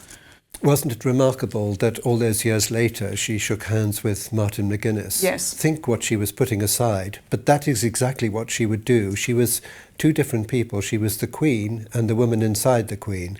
And there were times when something would come up and she would ask her private secretary, what should the Queen do? What should her response be to something? And I did find a letter from Prince Philip saying, you know, tragic as Dickie's death was, of course, what they really minded was the Patricia and John Braben, who were very badly wounded in that atmosphere, and of course the twin who died, the little boy, and of course the boatman, Paul Maxwell, you know, so the younger generation. And the Queen was very, very good with the surviving twin and had him up to Balmoral and was waiting for him, even if he arrived very late, to help him. He had to stop her unpacking his suitcase. Prince Philip, as you'd imagine, was slightly more robust, and he basically was sort of, come on, we're going out, we're doing things, so sort of taking it, you know, he understood what had happened, but he wanted to give him a good break, take him out stalking or whatever they did, you know, and show that life went on. But I think that was the real tragedy. I mean, Mountbatten was a bit of a nuisance in many ways, actually, as a person. You know, the Queen used to find that it was sometimes just easier to let him come on board Britannia than to try and fight him off. His reputation has been sullied somewhat since. Do you think she was prescient, sort of knowing about that? His reputation had been somewhat wrongly sullied by certain authors, which I won't go into particularly because I don't take them particularly seriously what they've done. But I think the main problem with Mountbatten was he was a tremendous interferer, you know, and he just couldn't leave anything alone. He was always going at him. I know in the year, that summer before, Prince Philip said to Lady Alexandra Metcalfe, who knew him very well, the daughter of Lord Curzon, we're having a lot of problems with Dickie at the moment. You know, I mean, he was a terrible interferer. And his advice to the Prince of Wales wasn't always good either, let's face it. Let's talk about Michael Fagan. Obviously, a lot of royal watchers will know that name. He was the man who snuck into the Queen's bedroom in 1982. But not a lot of people will know that that was actually his second illegal entry into Buckingham Palace. Tell us about the first. The whole thing's so shocking. He got in, he didn't see the Queen on the first one, but the fact that he got in again was awful. But the Fagin incident... I mean, is he a genius, or was no, security I think bad? security was terrible. Yeah. I mean, things have changed a lot. But there's several incidents in a way which, well, two in particular. The way she handled Fagin and the way she was... Can you imagine a stranger coming into her bedroom? And, you know, she handled that extremely well and, you know, basically... off he went. The other time, of course, which was extraordinary, which you can see on television, is when blanks were fired at her in the Mall when she was going to the Trooping the Colour, 1981. And she must have wondered one moment or another whether her husband or cousins or son had been shot behind her. She dropped her rein, controlled her horse, and then went right through that parade as if nothing had happened. I watched it on the television. There's a moment when the commentator says something like, a bit of an incident there, but we weren't told what it was until after the whole thing was over, and then it was on the news. I mean, that shows incredible sang-froid on part of the Queen, courage. Do you think that royal protection overall has changed as a result of that incident? Well, royal protection was always changing on account of a number of incidents. For example, when Princess Anne was nearly kidnapped in the Mall. After that, they now always have a backup car, you know, you've seen when they're going along. And of course, the IRA, that was another time, you know, the murder of Mountbatten, obviously security, you know, was greatly strengthened. And it's a pity because in early days, she could literally drive out and, you know, sometimes without a detective. And she, you know, she was pretty safe. She could go out, she and Prince Philip could go out to dinner, they'd drive themselves there, drive herself to church or whatever. And it got, you know, much, much more strict as time went on. I mean, I remember once I was asked to deliver some programmes to Royal Lodge where the Queen, because Queen Mother was going to open an exhibition the next day. And I arrived and so I brought the programmes in. They just let me through.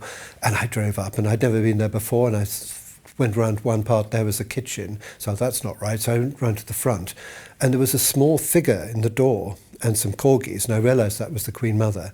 And when she saw the car, she went inside, and even though the door was open, I pressed the bell, and eventually a footman came, and I said, I've just brought the programmes, at which point the Queen Mother popped out and said, thank you so much. But, I mean, you know, can you imagine? I mean, even in a quote-unquote, you know, more innocent time, that's extraordinary. That was 1976. Yeah. You wouldn't be able to do that now. No, indeed. Rightly so, but well, it's pity, you know, pity that they have to do it. But I think kings and queens all over Europe and indeed probably all over the world consider that the possibility of being assassinated is an occupational hazard. You know, and you didn't want to be hidden. I'll tell you a very interesting example of that. When President Ford went to Tokyo, he had 75,000 policemen were brought in, and a huge, it seems almost impossible. And he travelled around in a car with black glass, so nobody saw him. Queen and Prince Philip insisted on being on an open Land Rover, holding onto a bar, and you're standing up, and they went right through Tokyo.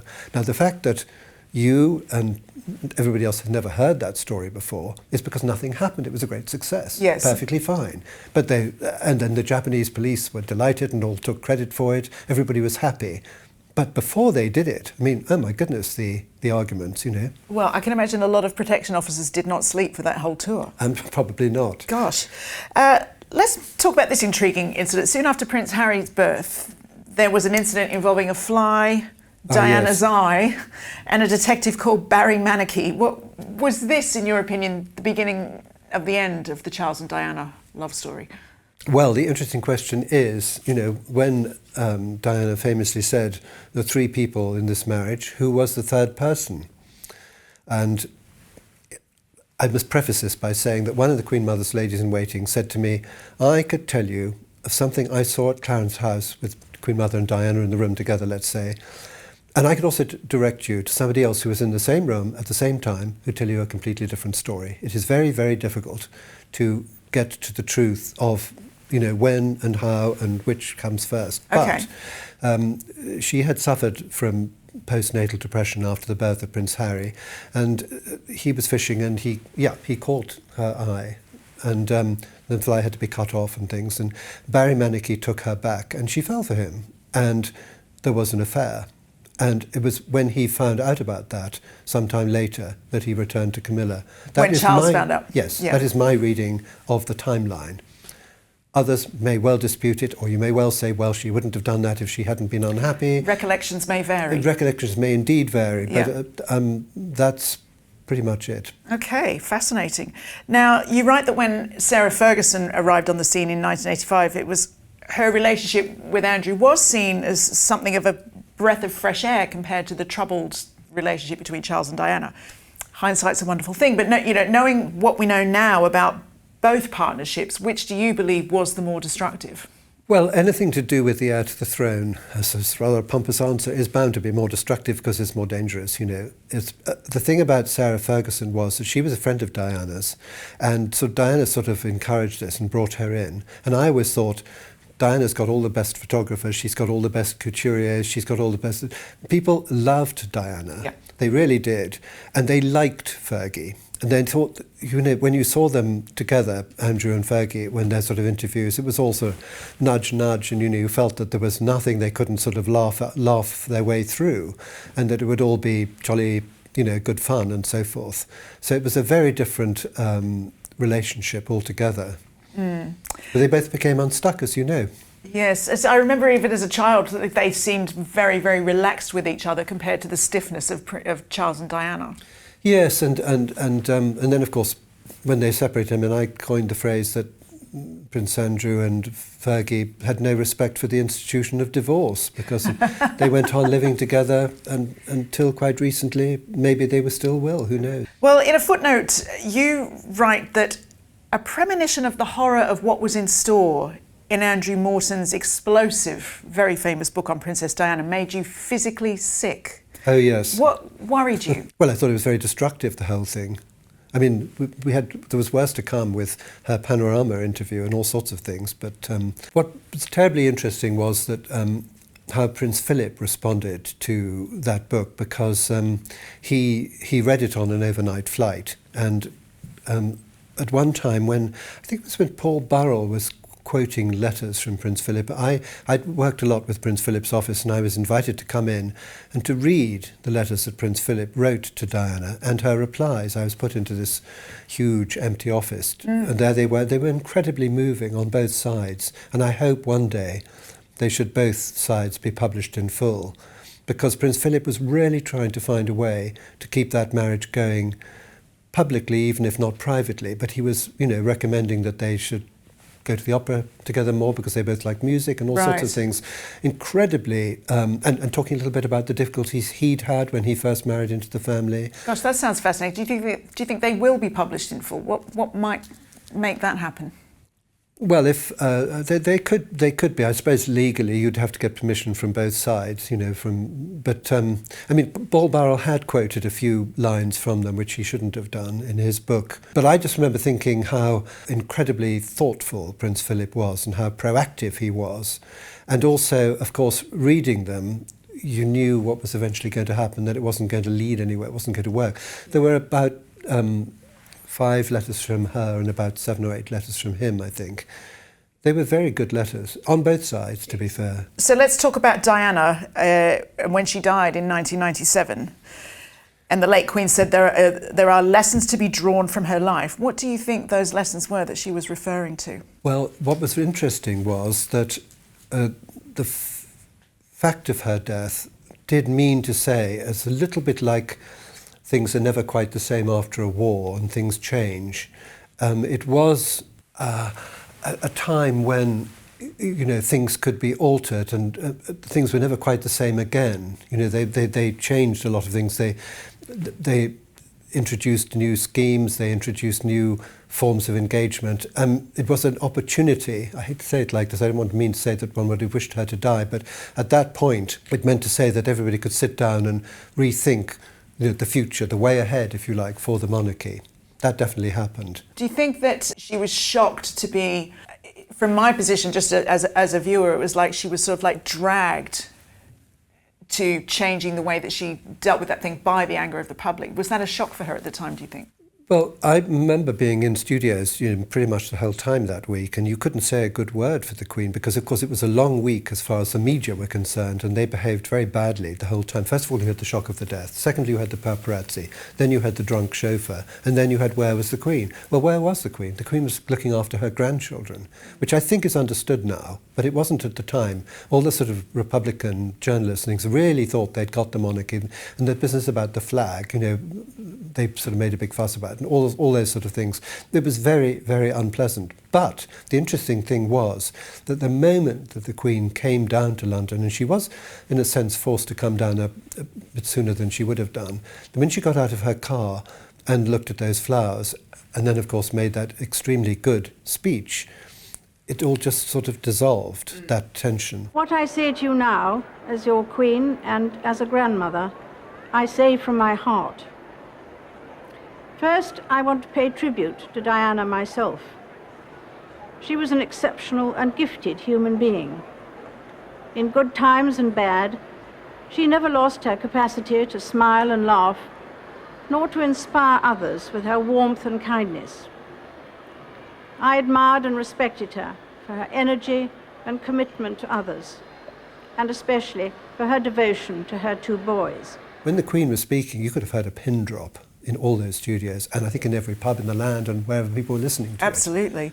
Now, Diana's death was, of course, played out in the Netflix series The Crown, and you haven't been quiet about your feelings, negative feelings about that series. And having analysed all 60 episodes of The Crown on your podcast, what do you think is the twisted truth in that series that most damaged the monarchy? Well, what they did, of course, it's such an awful series because, unfortunately, it was a lavish production with very good actors and actresses and a well-written script, but it's fundamentally dishonest because they couldn't care less about what actually happened. And sometimes they took two things which kind of did happen and clashed them against each other to make something which absolutely didn't. And because it looks so prestige, yes, it read as a documentary convincing. To a lot of people, people think, even I've had documentary makers coming and saying, look, we want to discuss Prince Philip being unwilling to kneel at the coronation. I said, excuse me, what? No. And their historical advisor said, there is the truth, and then there is what he called the emotional truth. In other words, if you don't like the truth, just make it up. I thought the most disgraceful thing that they did was to try to blame Prince Philip for the death of his sister. Cooked up a scene in Gordonston where he punches a boy, his half-term is cancelled, he doesn't go to Darmstadt, his sister flies over, she's killed in a plane crash. He goes to the funeral and his father says, it's because of you, boy, that I'm burying my favourite child. Well, no punch-up, would have been no half-term, he wouldn't have gone to Darmstadt. Yes, his sister did fly over and in the fog was killed with her two boys, her unborn baby that was born and died in the crash, and her mother-in-law and her husband and various other people. And actually, Prince Philip's father came to take him over to the funeral with him. And I know Prince Philip was extremely upset by that. Luckily, I went on the Today Show on Radio 4 and told that story, and he was listening, and so he felt to some extent the thing had been put right. But he did go to his lawyers about that. I mean, that's very upsetting for him. Extremely upsetting. But do you think, in the context of the whole series, that's the thing that the royal family as a whole would have been worried about, with the damage to their reputation? Well, if you really want to know what they're up to, just have a look at the last scene of if you can struggle through all the 60 episodes, where you get the Prince Philip figure, Jonathan Pryce, talking to Imelda Staunton in what's meant to be St George's Chapel. And basically he's saying, you were trained for the job, but the game is up. Nobody's up to it now. Nobody wants to do it. It's shot through. That's what they were trying to say, and that's what they were luring people into gradually all the way through. I mean, people say the early episodes were much better than the later ones. No, they weren't. It's just that people don't remember. Exactly. Yeah, I think that's right. They don't remember how bad it was. So I've written all 60, and actually an American publisher even now is going to publish all 60 of these episodes in one book, because unfortunately, that is now the accepted agenda. That is the accepted version, which is absolutely disgraceful. Let's talk about Prince Charles and his marriage to Camilla Parker Bowles in 2005. Gosh, it was ages. It doesn't feel like that long ago now. 2005. And you write that from that day onwards, the royal family entered a calmer era. How so, do you think? Well, what was rather interesting was that the euphoria about the first wedding in 1981 was almost too much. And the sort of, inevitably, I suppose, there was gradually a backlash. And then when everything started to go wrong, as I was going through this, I thought, well, what's happening next? So many things, not just them, but other things as well. And I think things did get better at the time of the Golden Jubilee. But fun enough, as you will remember, the press were vile about that marriage until wedding actually happened. I mean, and she, in a way, was transformed overnight from being the hated mistress into the supportive wife, which is something I think you'd agree she's been ever since. And so it seems as though the moment when he actually got his way and finally got her and actually married her, I think the media also felt, oh, well, hang on a minute, now she's HRH, the Duchess of Cornwall. And they began to take her rather more seriously. And then, of course, they met her and liked her because she's quite laid back. I mean, if I said she has a sort of, I don't mean this rudely, but a sort of lazy streak in her character, which means to say that she's not vindictive. And I think you'll find if you talk to the correspondents who went on visits overseas, he was much more relaxed. She was very good with him. She was very good with the press. And, I think January was very much more calm. Maybe they didn't have anything to get at anymore. But also he was probably calmer because it was actually the woman who he loved for so long anyway. Yes. It's fascinating. Sticking with weddings, it was said by insiders that the Queen never looked happier than on the day that Prince William married Catherine. Certainly was my favourite outfit the Queen ever wore, that sort of like beautiful sunshine yellow. But so is it fair to say she very much approved of the match? Oh, yes. Yeah. And what was interesting, again, was I occasionally mentioned this lady in waiting to the Queen Mother, Dame Frances Campbell-Preston. She wrote to Prince William's private secretary and said, what a lovely day. And he wrote back and said, the absolute transparent happiness of the couple just permeated right through the whole occasion. If you think about it, the man in the street in, let's say, San Diego or somewhere probably hadn't really thought much about Prince William. The last time he saw him, he was a forlorn little chap walking behind his mother's coffin. And in the meantime, he hadn't gone off the rails. He'd gone through school, through university. He'd met a nice girl. It was not a dynastic match. It was clearly a love match. That's a great story. No wonder they were all happy. I think it was a lovely day. Yeah. Now, chapter 46 is titled Prince Harry and Prince Andrew. I suspect that Prince Harry might also have this question. Why lump them together? But chronologically, obviously, it worked. But secondly, they both caused the Queen a lot of anguish in the last years of her life. It's one thing I will never forgive the Sussexes for, is the amount of stress they caused the Queen. Considering things like the Oprah interview, do you think that how would that have impacted the Queen personally? There's obviously, sort of like the image of the monarchy and the royal family, but then there's her, the grandmother and the woman. Well, I do remember what the Queen said at one point was, I'm not sure she used these exact words, but basically, sort of 1 minute he's Captain General of the Royal Marines and the next minute he's just a childminder. I think she felt that, that he deserted the ship. He could have done much more. He also was doing a very good job before he left. I strayed across, I sort of lived in a certain amount of chaos, so I suddenly found a copy of Hello magazine. There was Prince Harry smiling like mad. I thought, heavens, what's this? And then I looked at the date, 2015, pre-Meghan, So, do you think that she just found the whole thing bewildering and surprising? Do you think she might have been surprised to learn that he was apparently so unhappy in the royal family? Well, I wonder, it's so difficult to work out what's really going on in his head, but as far as I can see, he wasn't that unhappy until his wife came along and told him he was unhappy. That's my reading of it, but that may be unfair. Yeah, and what do you think of this? I remember at the time, at one point when Harry came to visit the Queen and he gave this interview saying that he needed to check that she had the right people around her, which I found very imperious. What do you think she made of that? She was exasperated, I imagine. I do know that whenever they visited, she made sure that she had her lady in waiting with her so that they couldn't take photographs and use them. And what about Andrew? That must have been... I think she was very worried about him because, she firmly believed that he was not guilty of what he was being accused of at the time, and he, as you know, also believes that. And I think she was worried about what's going to happen to him, Do you think that the reason she believe that was because, do you think Andrew was truthful to the Queen about the whole situation? I absolutely don't know, but I think they had a very good relationship.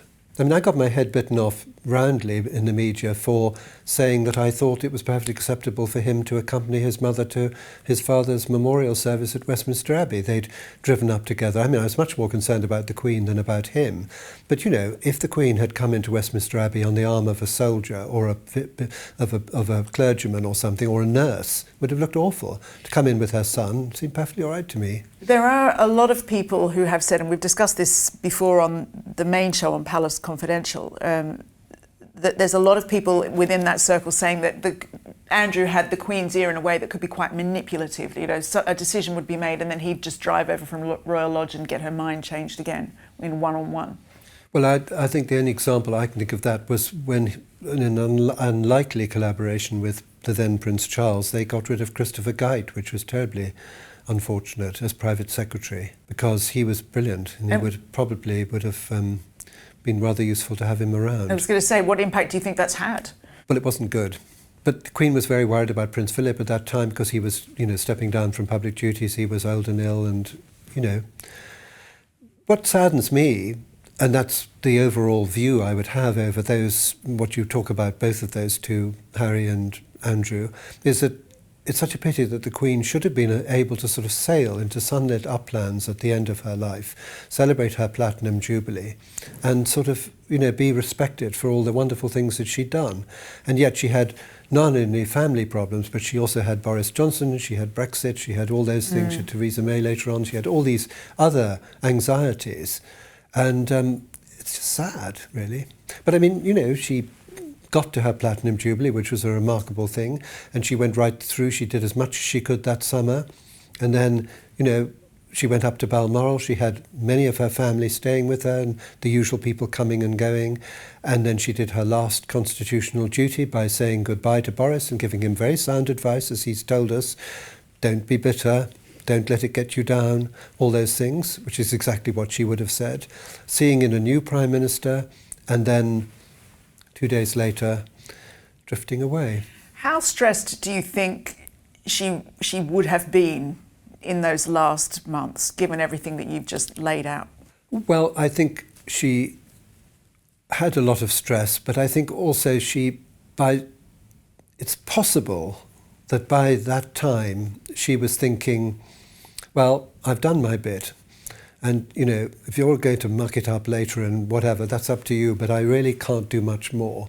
I don't think she wanted to live to be 100.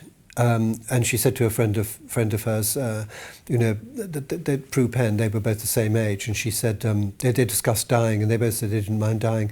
And she said, well, it's all right for you, of course, because you can do it privately. I have to do it so publicly, you know, with all the sort of funeral arrangements. And she said to Prue Penn about 10 days before she died, I feel as if I'm in the departure lounge. I know. And it's fascinating, isn't it? Because when Charles ascended the throne, there was a lot of talk, and I think a lot of people were convinced that he would come in and like make great sweeping changes and sort of like, you know, modernise perhaps more quickly. But actually, it's been a rather sort of like steady transition. What do you make of him as king, and how's he doing? Well, of course, that address that he gave the night after the Queen died was inspirational and very, very moving. And he put to rest a lot of concerns that people had about him, you know. And listen, he had plenty of time to work out what sort of a king he was going to be, and to know, as he indeed said, that his role would be different, you know, that he would not be able to spend so much time in his charities, his public statements would be much more controlled. And in fact, of course, what was rather wonderful was that he suddenly became, because they do become a different person, yes. He suddenly became a very experienced head of state with a massive history behind him as well, because he met Eisenhower and Nixon, he met Churchill as a little boy, he would have met all those people. And so he could then have discussions with Macron as two heads of state together behind closed doors, and soft power. And, you know, you've seen that effect. Then, of course, sadly, he gets struck down with his cancer, was unable to do as much as that as he did before. But he did make a few changes. He couldn't wait to get all the gardens changed. He had people running around. And Sandringham, you know, I'm not sure he was and if I should say this or not, but I'm not sure he was a great admirer of his parents' taste. And he certainly made a lot of changes. And he realised, of course, he wasn't going to have much time. He's an old man in a hurry. He had to get it done, you know. Well, we know he's also got very strong views on gardening and agriculture as a whole. He has, and indeed on taste in art and music and all sorts of things. You know, he's a very cultured man. Yep. Now, you've spent a lot of your life following the Queen. Yes. When she died, did it in any way feel like a full stop on your career? How's it been for you? Is there anything more to come after the release of this book? You've mentioned The Crown serialisation. Or is this the pièce de résistance? Well, I suppose time will tell. I hope when the centenary comes round, it will be a fantastic opportunity to celebrate the Queen. You know, I naturally miss her hugely, and every time I post something on Instagram, I get lots of people saying, oh, we miss the Queen so much, and life's never quite the same again. And I certainly feel that, no question about it. Hugo, we've run out of time today. This has been fascinating, and as you can well imagine, we've only touched the surface of this incredible book. Thank you so much for sharing your unparalleled wisdom and insight on a woman who, to many, was absolute queen of queens. Yes. A quick reminder to our viewers that you can buy Hugo's book, Queen Elizabeth II, by clicking the link below, where you'll also find a link to sign up to the Palace Confidential newsletter. All that remains is for me to thank you again, Hugo, and of course you, our viewers, for watching. We'll see you next time. Why was Queen Elizabeth II thought to be the last Windsor monarch? To what extent is the late monarch responsible for the stain Andrew has left on the monarchy? Who was the third who joined Prince Philip and Elizabeth on their honeymoon? And what was, and I quote, the most memorable night of Elizabeth's life? We have a fascinating look back for you today.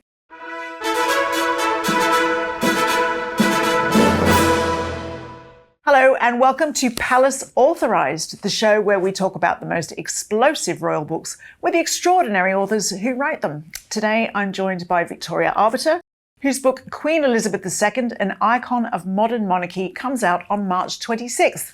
The book gives readers an overview of the key moments and highlights of the Queen's reign, many of which Victoria covered as a commentator for a number of international broadcasters. Victoria also has a unique royal connection, having actually lived in Kensington Palace when she was younger. Victoria, welcome to the show. Thank you so much. Thank you for having me. It is a joy to have you. Now, I'm going to make this quick so we can get into what will be a really fascinating discussion, but you really should subscribe to this channel for more content like this. It's free, as is the Palace Confidential newsletter, which you can sign up to by scanning the QR code on your screen now, or by clicking the link in the description below.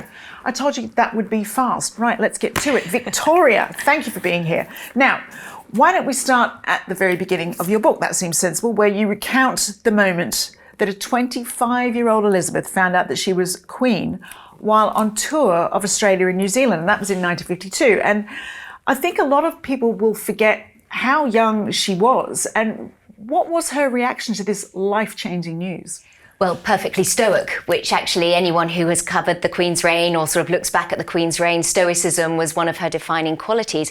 But really, it's quite extraordinary when you think back to that time. She was 25 years old. And when she went off on that tour to Australia and New Zealand, it wasn't like today where you can do a pretty uncomfortable 24-hour flight to Australia. You had to stop along the way. So she and her husband, Prince Philip, were in Kenya at the time. And actually, she was among the very last people to even find out that her father had passed. News being what it was, certainly not the 24-hour news internet connections that we have today, meant it was very difficult to get hold of her. So while she was up a tree looking at rhinoceros and hippopotamus and elephants back in the UK, her father had died, and all the things were put in place for the change in reign. But it was Prince Philip who took her out into the garden once her private secretary had confirmed the news, and it was he who broke it to her that her father had died. And I think what was really interesting, particularly when you think of the press that we have today, she requested upon leaving the location that they were at that none of the photographers present took her photograph, and they honoured that request. They watched her leave, and it was back on a plane for a very long journey home, and she stepped off that plane at London Airport, where she'd been just a week earlier with her father, saying goodbye to him, suddenly Queen. So sad, isn't it? It's incredible. But at the time, I teased at the top of the show, it was thought that Elizabeth may be the last Windsor monarch. Why was that? Well, customarily, even today, most of the time, women take their husband's name upon marriage. And before they got married, Prince Philip became a naturalised British citizen. He did away with his Greek and Danish titles. He adopted his maternal grandparents' last name, Mountbatten-Windsor. And it was thought that, well, perhaps the Queen, it might become the House of Mountbatten. But Queen Mary, she was like, absolutely not. Winston Churchill said, absolutely not. And so it was decided, much to Philip's chagrin, that that Windsor would continue. People may remember he described himself as, I hope I can say this on air, as a bloody amoeba. He wasn't allowed to give his name to his children. There was so much that he had to sacrifice, but Windsor continued despite it, to the point where she didn't take her husband's name. Indeed it did. Now, our future Queen took war in her stride. It's extraordinary to think about all the things that happened, every historical event that happened during her reign. And she even campaigned to be able to sign up to the women's services. And what insight do you think that her work as a driver and a mechanic gave her into ordinary life beyond the palace walls? And what do you think it meant for her in later life? Well, life beyond palace walls was so rare for her. Like, even during the war, she and her sister were sequestered at Windsor Castle. It was thought to be the safest place, and a company of girl guides was brought in to keep them company. And during that time, they were making things. They were contributing to the war effort in any way they possibly could. They were staging pantomimes to raise money for the war effort.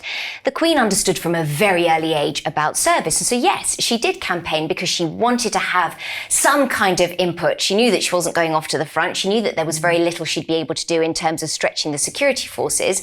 So she begged and begged and begged, and ministers were saying absolutely not, citing her safety, but she wore her father down. And I think she absolutely loved that time, not only contributing, but being able to toil under the bonnet of a car by day. Yeah. Yes, she might have been sleeping in the castle by night, but she was with regular people. She was having a contribution, and it stood her in good stead. She was always known later in life to be a very fast driver. People found it quite uncomfortable bombing around Balmoral with her at the wheel, but she was a confident driver. She knew what was going on, and I think it gave her an opportunity to be as normal as anyone in her position possibly could be. It's to this day one of my favourite images of her is that sort of like the land girl queen. Yes, at the time. Exactly. Yeah. And actually one of the stories that I absolutely love, because again, citing her safety, as part of graduating from training, trainees were expected to drive a big lorry or a car, whatever it was that they had trained on, from Camberley, which is quite a ways outside of London, into London. And the minister said absolutely not, citing her safety, not just her safety, but hoping she wouldn't hit anybody else along the way. But she was stuff you, and so she did it. She navigated Piccadilly Circus. In those days, Hyde Park Corner didn't have any traffic lights, and she went through the gates to Buckingham Palace, and I expect it was very satisfying for the ministers present that she was able to get out, and she was like, I did it. I love that. Well, speaking of life beyond the palace walls, tell us about this extraordinary day, the story of how Elizabeth and Margaret marked VE Day, May 8, 1945, the night that the Queen later called one of the most memorable of her life. Well, as we were just saying, it was impossible, particularly in those days, to have any kind of normal existence. Like, the Queen wasn't going around Windsor Castle on a scooter like we've seen Prince William do. And it was on VE Day. Huge crowds outside the Mall, filling the Mall, a massive air of celebration, the end of World War II, and the royal family were appearing on the balcony. The Queen, then Princess Elizabeth, was in her ATS uniform, and she and her sister Margaret begged their parents to be allowed to go outside into the crowds below. And to their credit, the King and Queen said yes, as long as they were accompanied by a group of trusted soldiers and private secretaries and whoever else making up the groups. There were about 16 of them headed out into the crowds. And can you imagine what it would have been like for the young princesses looking up at the balcony? That's not a view members of the royal family ever have, looking up at the balcony at everyone that was on there.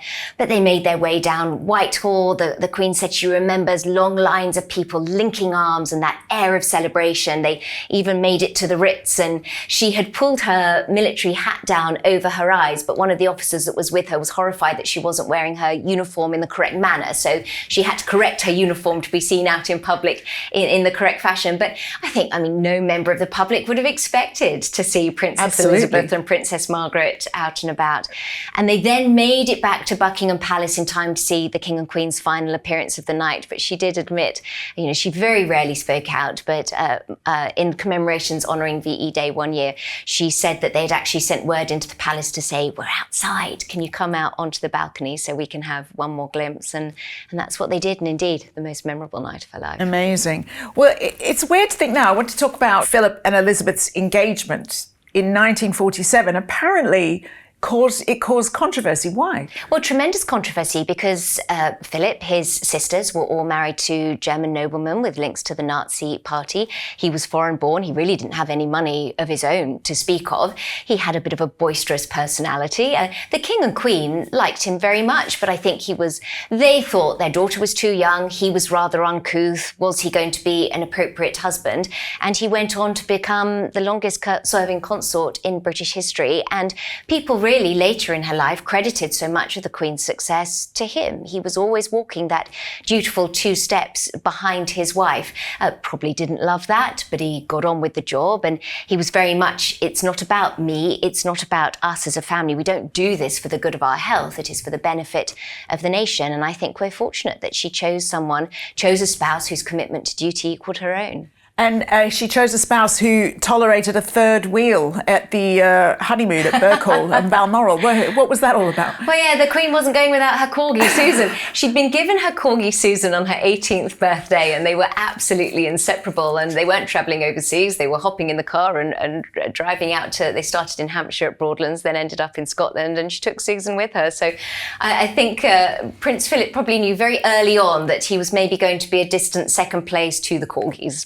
I love dogs with extraordinarily human names, like Susan. That's brilliant. Now, it's an old tradition, isn't it, that the monarch can say yes or no to royal marriages.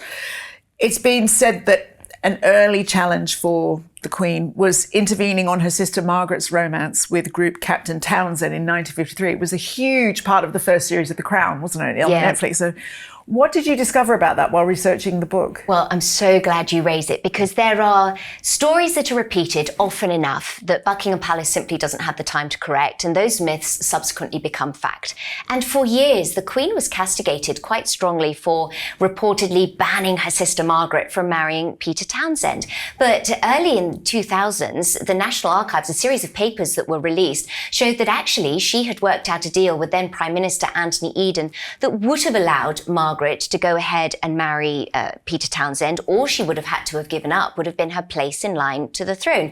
Because back then, Peter Townsend was a divorcee, and Margaret couldn't be seen to be marrying a divorcee. Absolutely no. The church wouldn't have had it. The Commonwealth realms were against it. Dominion prime ministers were against it. But the Queen did everything in her power to try and make it so that Margaret could marry Townsend. And actually, it was Margaret who decided that no, given enough time to think about it, and maybe it didn't have quite the romance of something's forbidden, it's quite fun to do it, but suddenly she was allowed to marry Townsend, and she said, actually, no, that's not what I want to do. It's extraordinary, isn't it? Because so much of that series of The Crown, that presents as documentary. Absolutely. And the problem with The Crown too, I think it is so beautifully filmed. The costumes are incredible. The sets are amazing. It's beautifully written, but it is a dramatization. And of course, any drama needs good drama. And so liberties are taken. But I think when your production qualities are so high, people are going to interpret it as real life and as a documentary. And I was living in the States for so many years. And when Philip died, a huge amount of the American coverage was based on The Crown, because that's what everybody had seen. It was outrageous. And I felt for Philip in that regard, because he was sort of portrayed as a baddie, and, simply not true. Well, it's interesting as well, because there's always been this characterisation of the Queen as a parent. Now, when she and Philip took on a 6-month tour of the Commonwealth in 1953, Charles and Anne were left at home. And then years and years later, when Charles and Diana were lauded for taking 9-month-old William with them on a tour of Australia, which I remember as a teenager in Australia and New Zealand. Now, pundits inevitably compared this to the old sort of unfeeling Queen who happily left the children at home. But you want to defend the Queen here. I do. First of all, it was a very different time. So expectations had changed. What people wanted from the member of the royal family was there. That had changed. There was a broader understanding. When the Queen went, it took forever to get there. Multiple stops. You know, you couldn't just do a direct flight. When Charles and Diana went, they would have had a stop on the way, but they were able to take William. People were excited that they were taking William with them. And William wasn't going to school. He wasn't going to school. He was 9 months old. Yeah. But also the Queen was the Queen. Diana, beloved. Everyone couldn't wait to see her, but she was a princess. She wasn't the Queen. So the level of expectation on their shoulders was dramatically different. Speedier travel made it much easier to take William. But actually, when Charles and Diana went as well, William wasn't going along with them like Prince George was when William and Kate went many years later. He went off to a cattle ranch, and Charles and Diana went there to visit him on multiple occasions. At least they were in the same country, but I think with each generation, things have been able to relax a little bit. The public have said, well, no, we would never expect you to leave your child behind for 2 weeks, let alone 6 months. And I think that's where William and Catherine certainly have been able to benefit from the times they live in versus when the Queen came to the throne. Of course, the other part of the Queen's parenting that's come under a lot of scrutiny lately is, her supposed favourite, Prince Andrew, former Prince Andrew. Are you disappointed in the late Queen's treatment of her disgraced son, Andrew, while she was alive? Do you think she should have done more rather than what some people say, sort of like she was kicking it all down the road for Charles to deal with? Well, first of all, it's very easy for us to sit here in judgment, isn't it, with the benefit of hindsight, with so much more information. Like the Andrew's recent arrest came about because of millions more documents that had been released from the US. The Queen didn't have access to those any earlier. But before so there's two parts to your question. The first part about him being her favourite son. This is another one of those statements, I think, that has been said over and over and over and over again. And I was like, where did the Queen ever say he was her favourite child? I think it came about because when we look at the broad spectrum of her reign, when Charles and Anne came along, Charles was born in 1948, Anne in 1950. She became Queen in 1952. She was a woman in a man's world thrust into this role for which she had had very little preparation. And so the children's childhood suffered as a result. When Andrew and Edward came along in 1960 and 1964, respectively, she was much more settled in her role. She knew what was expected of her. She was able to take the time to be more invested in their childhoods. And so it was like that second chance at parenting. Then we cut to much later. Andrew hadn't remarried after his divorce from Fergie. Everybody else was married. So he spent a lot more time with her. And I think that evolved into, well, Andrew's her favourite child. So I question that. But yes, certainly, I think there was a blind spot. She wouldn't be the first parent to have a blind spot with a child. But I also question how much information was available to her. And that's going to be what comes out as investigations proceed. Andrew lied, bold-faced lies to all of us in that 2019 Newsnight interview. He was probably lying to her too. We can only speculate. We couldn't possibly know. But I think, yes, to some degree, certainly she left an absolute nuclear bomb for Charles to deal with. Very, very difficult.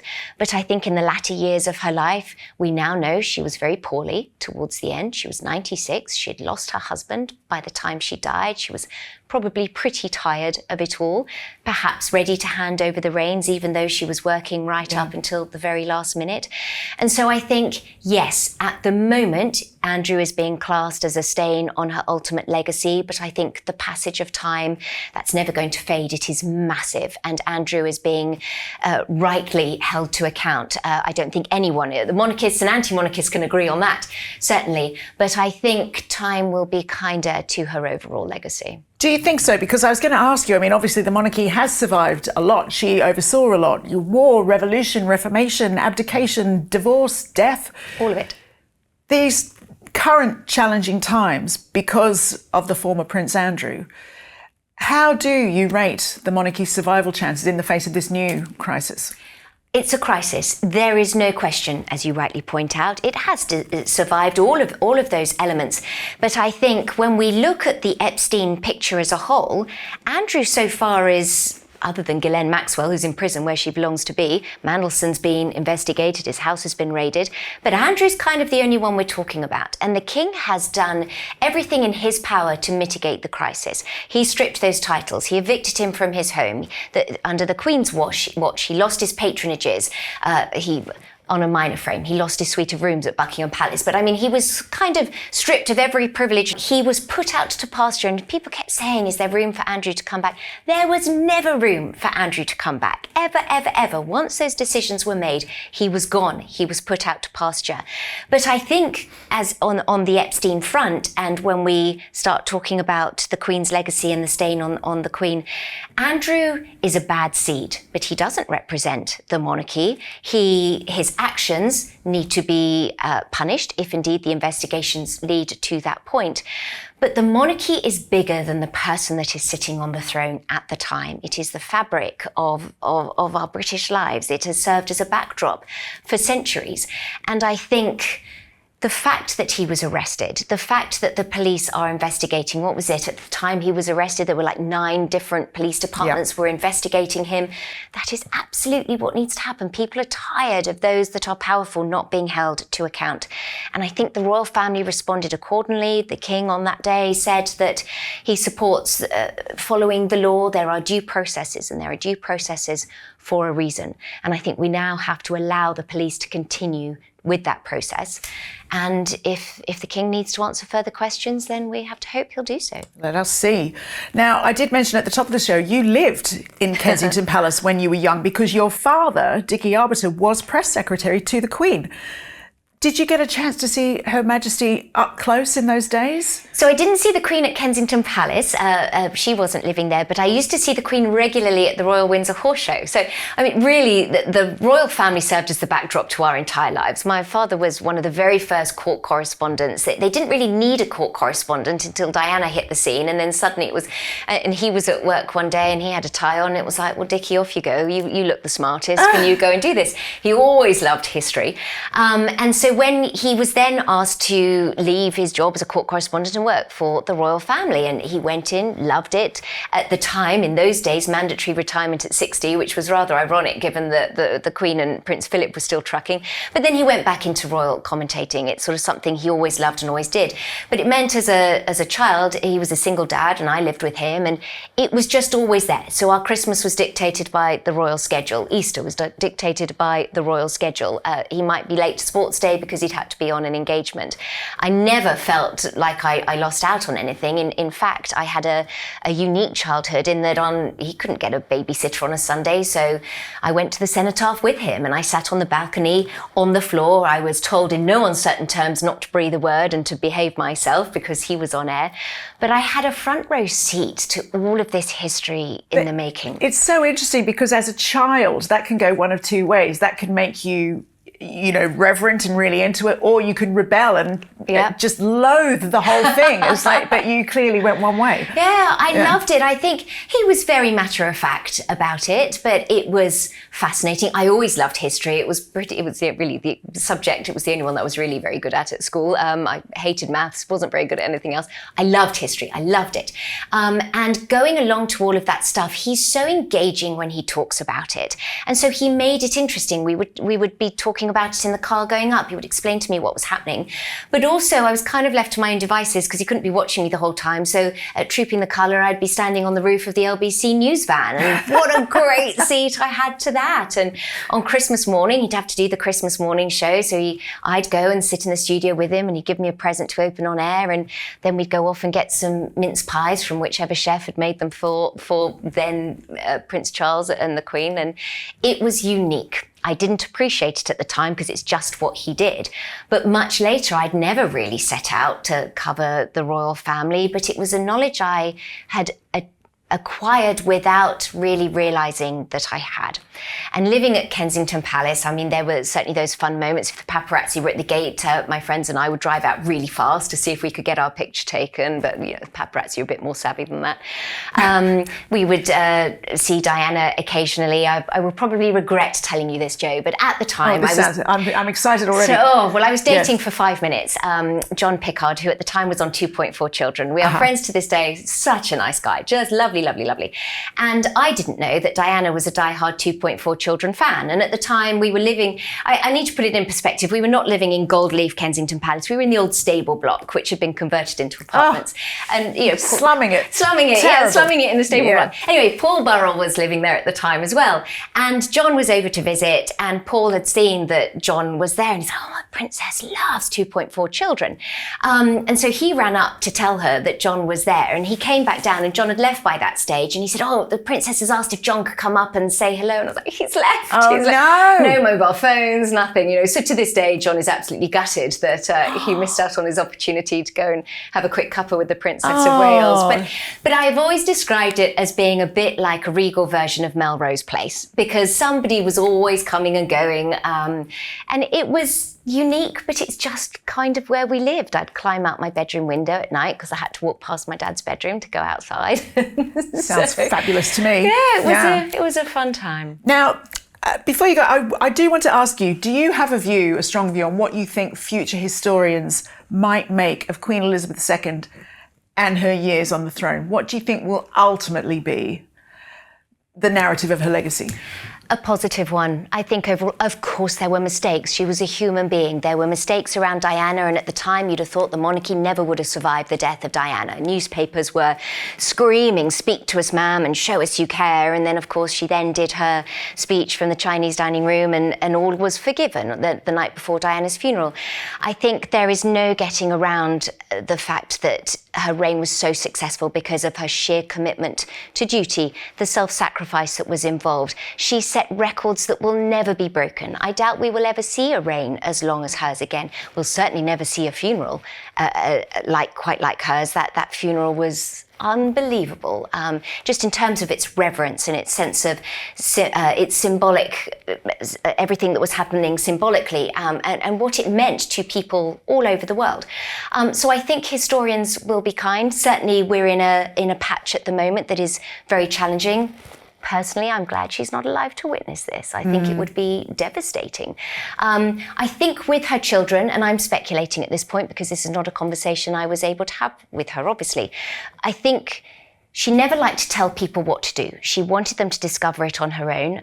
I feel like there was always a little element of guilt that her children struggled the ways they did because of the position that she occupied. So often people said, why did she allow them to go ahead with It's a Knockout? You know, that dreadful game show many years ago. It was awful. I, for one, am glad they did. I mean... Great moment of joy in my childhood. Great moments, but the vision of these royals kind of cavorting in mock Tudor costumes and dressed as leeks and potatoes, it was dreadful. Anne and Charles and Diana were probably very smart that they had said no to that. But she didn't like to say no to people. She wanted them to be able to kind of have their own existence. And of course, with that meant there were mistakes. But if we look at her, just individually, what she achieved, how she devoted herself, her stoicism, her lack of selfishness, she gave herself entirely to the nation for the whole of her life. And we benefited from it.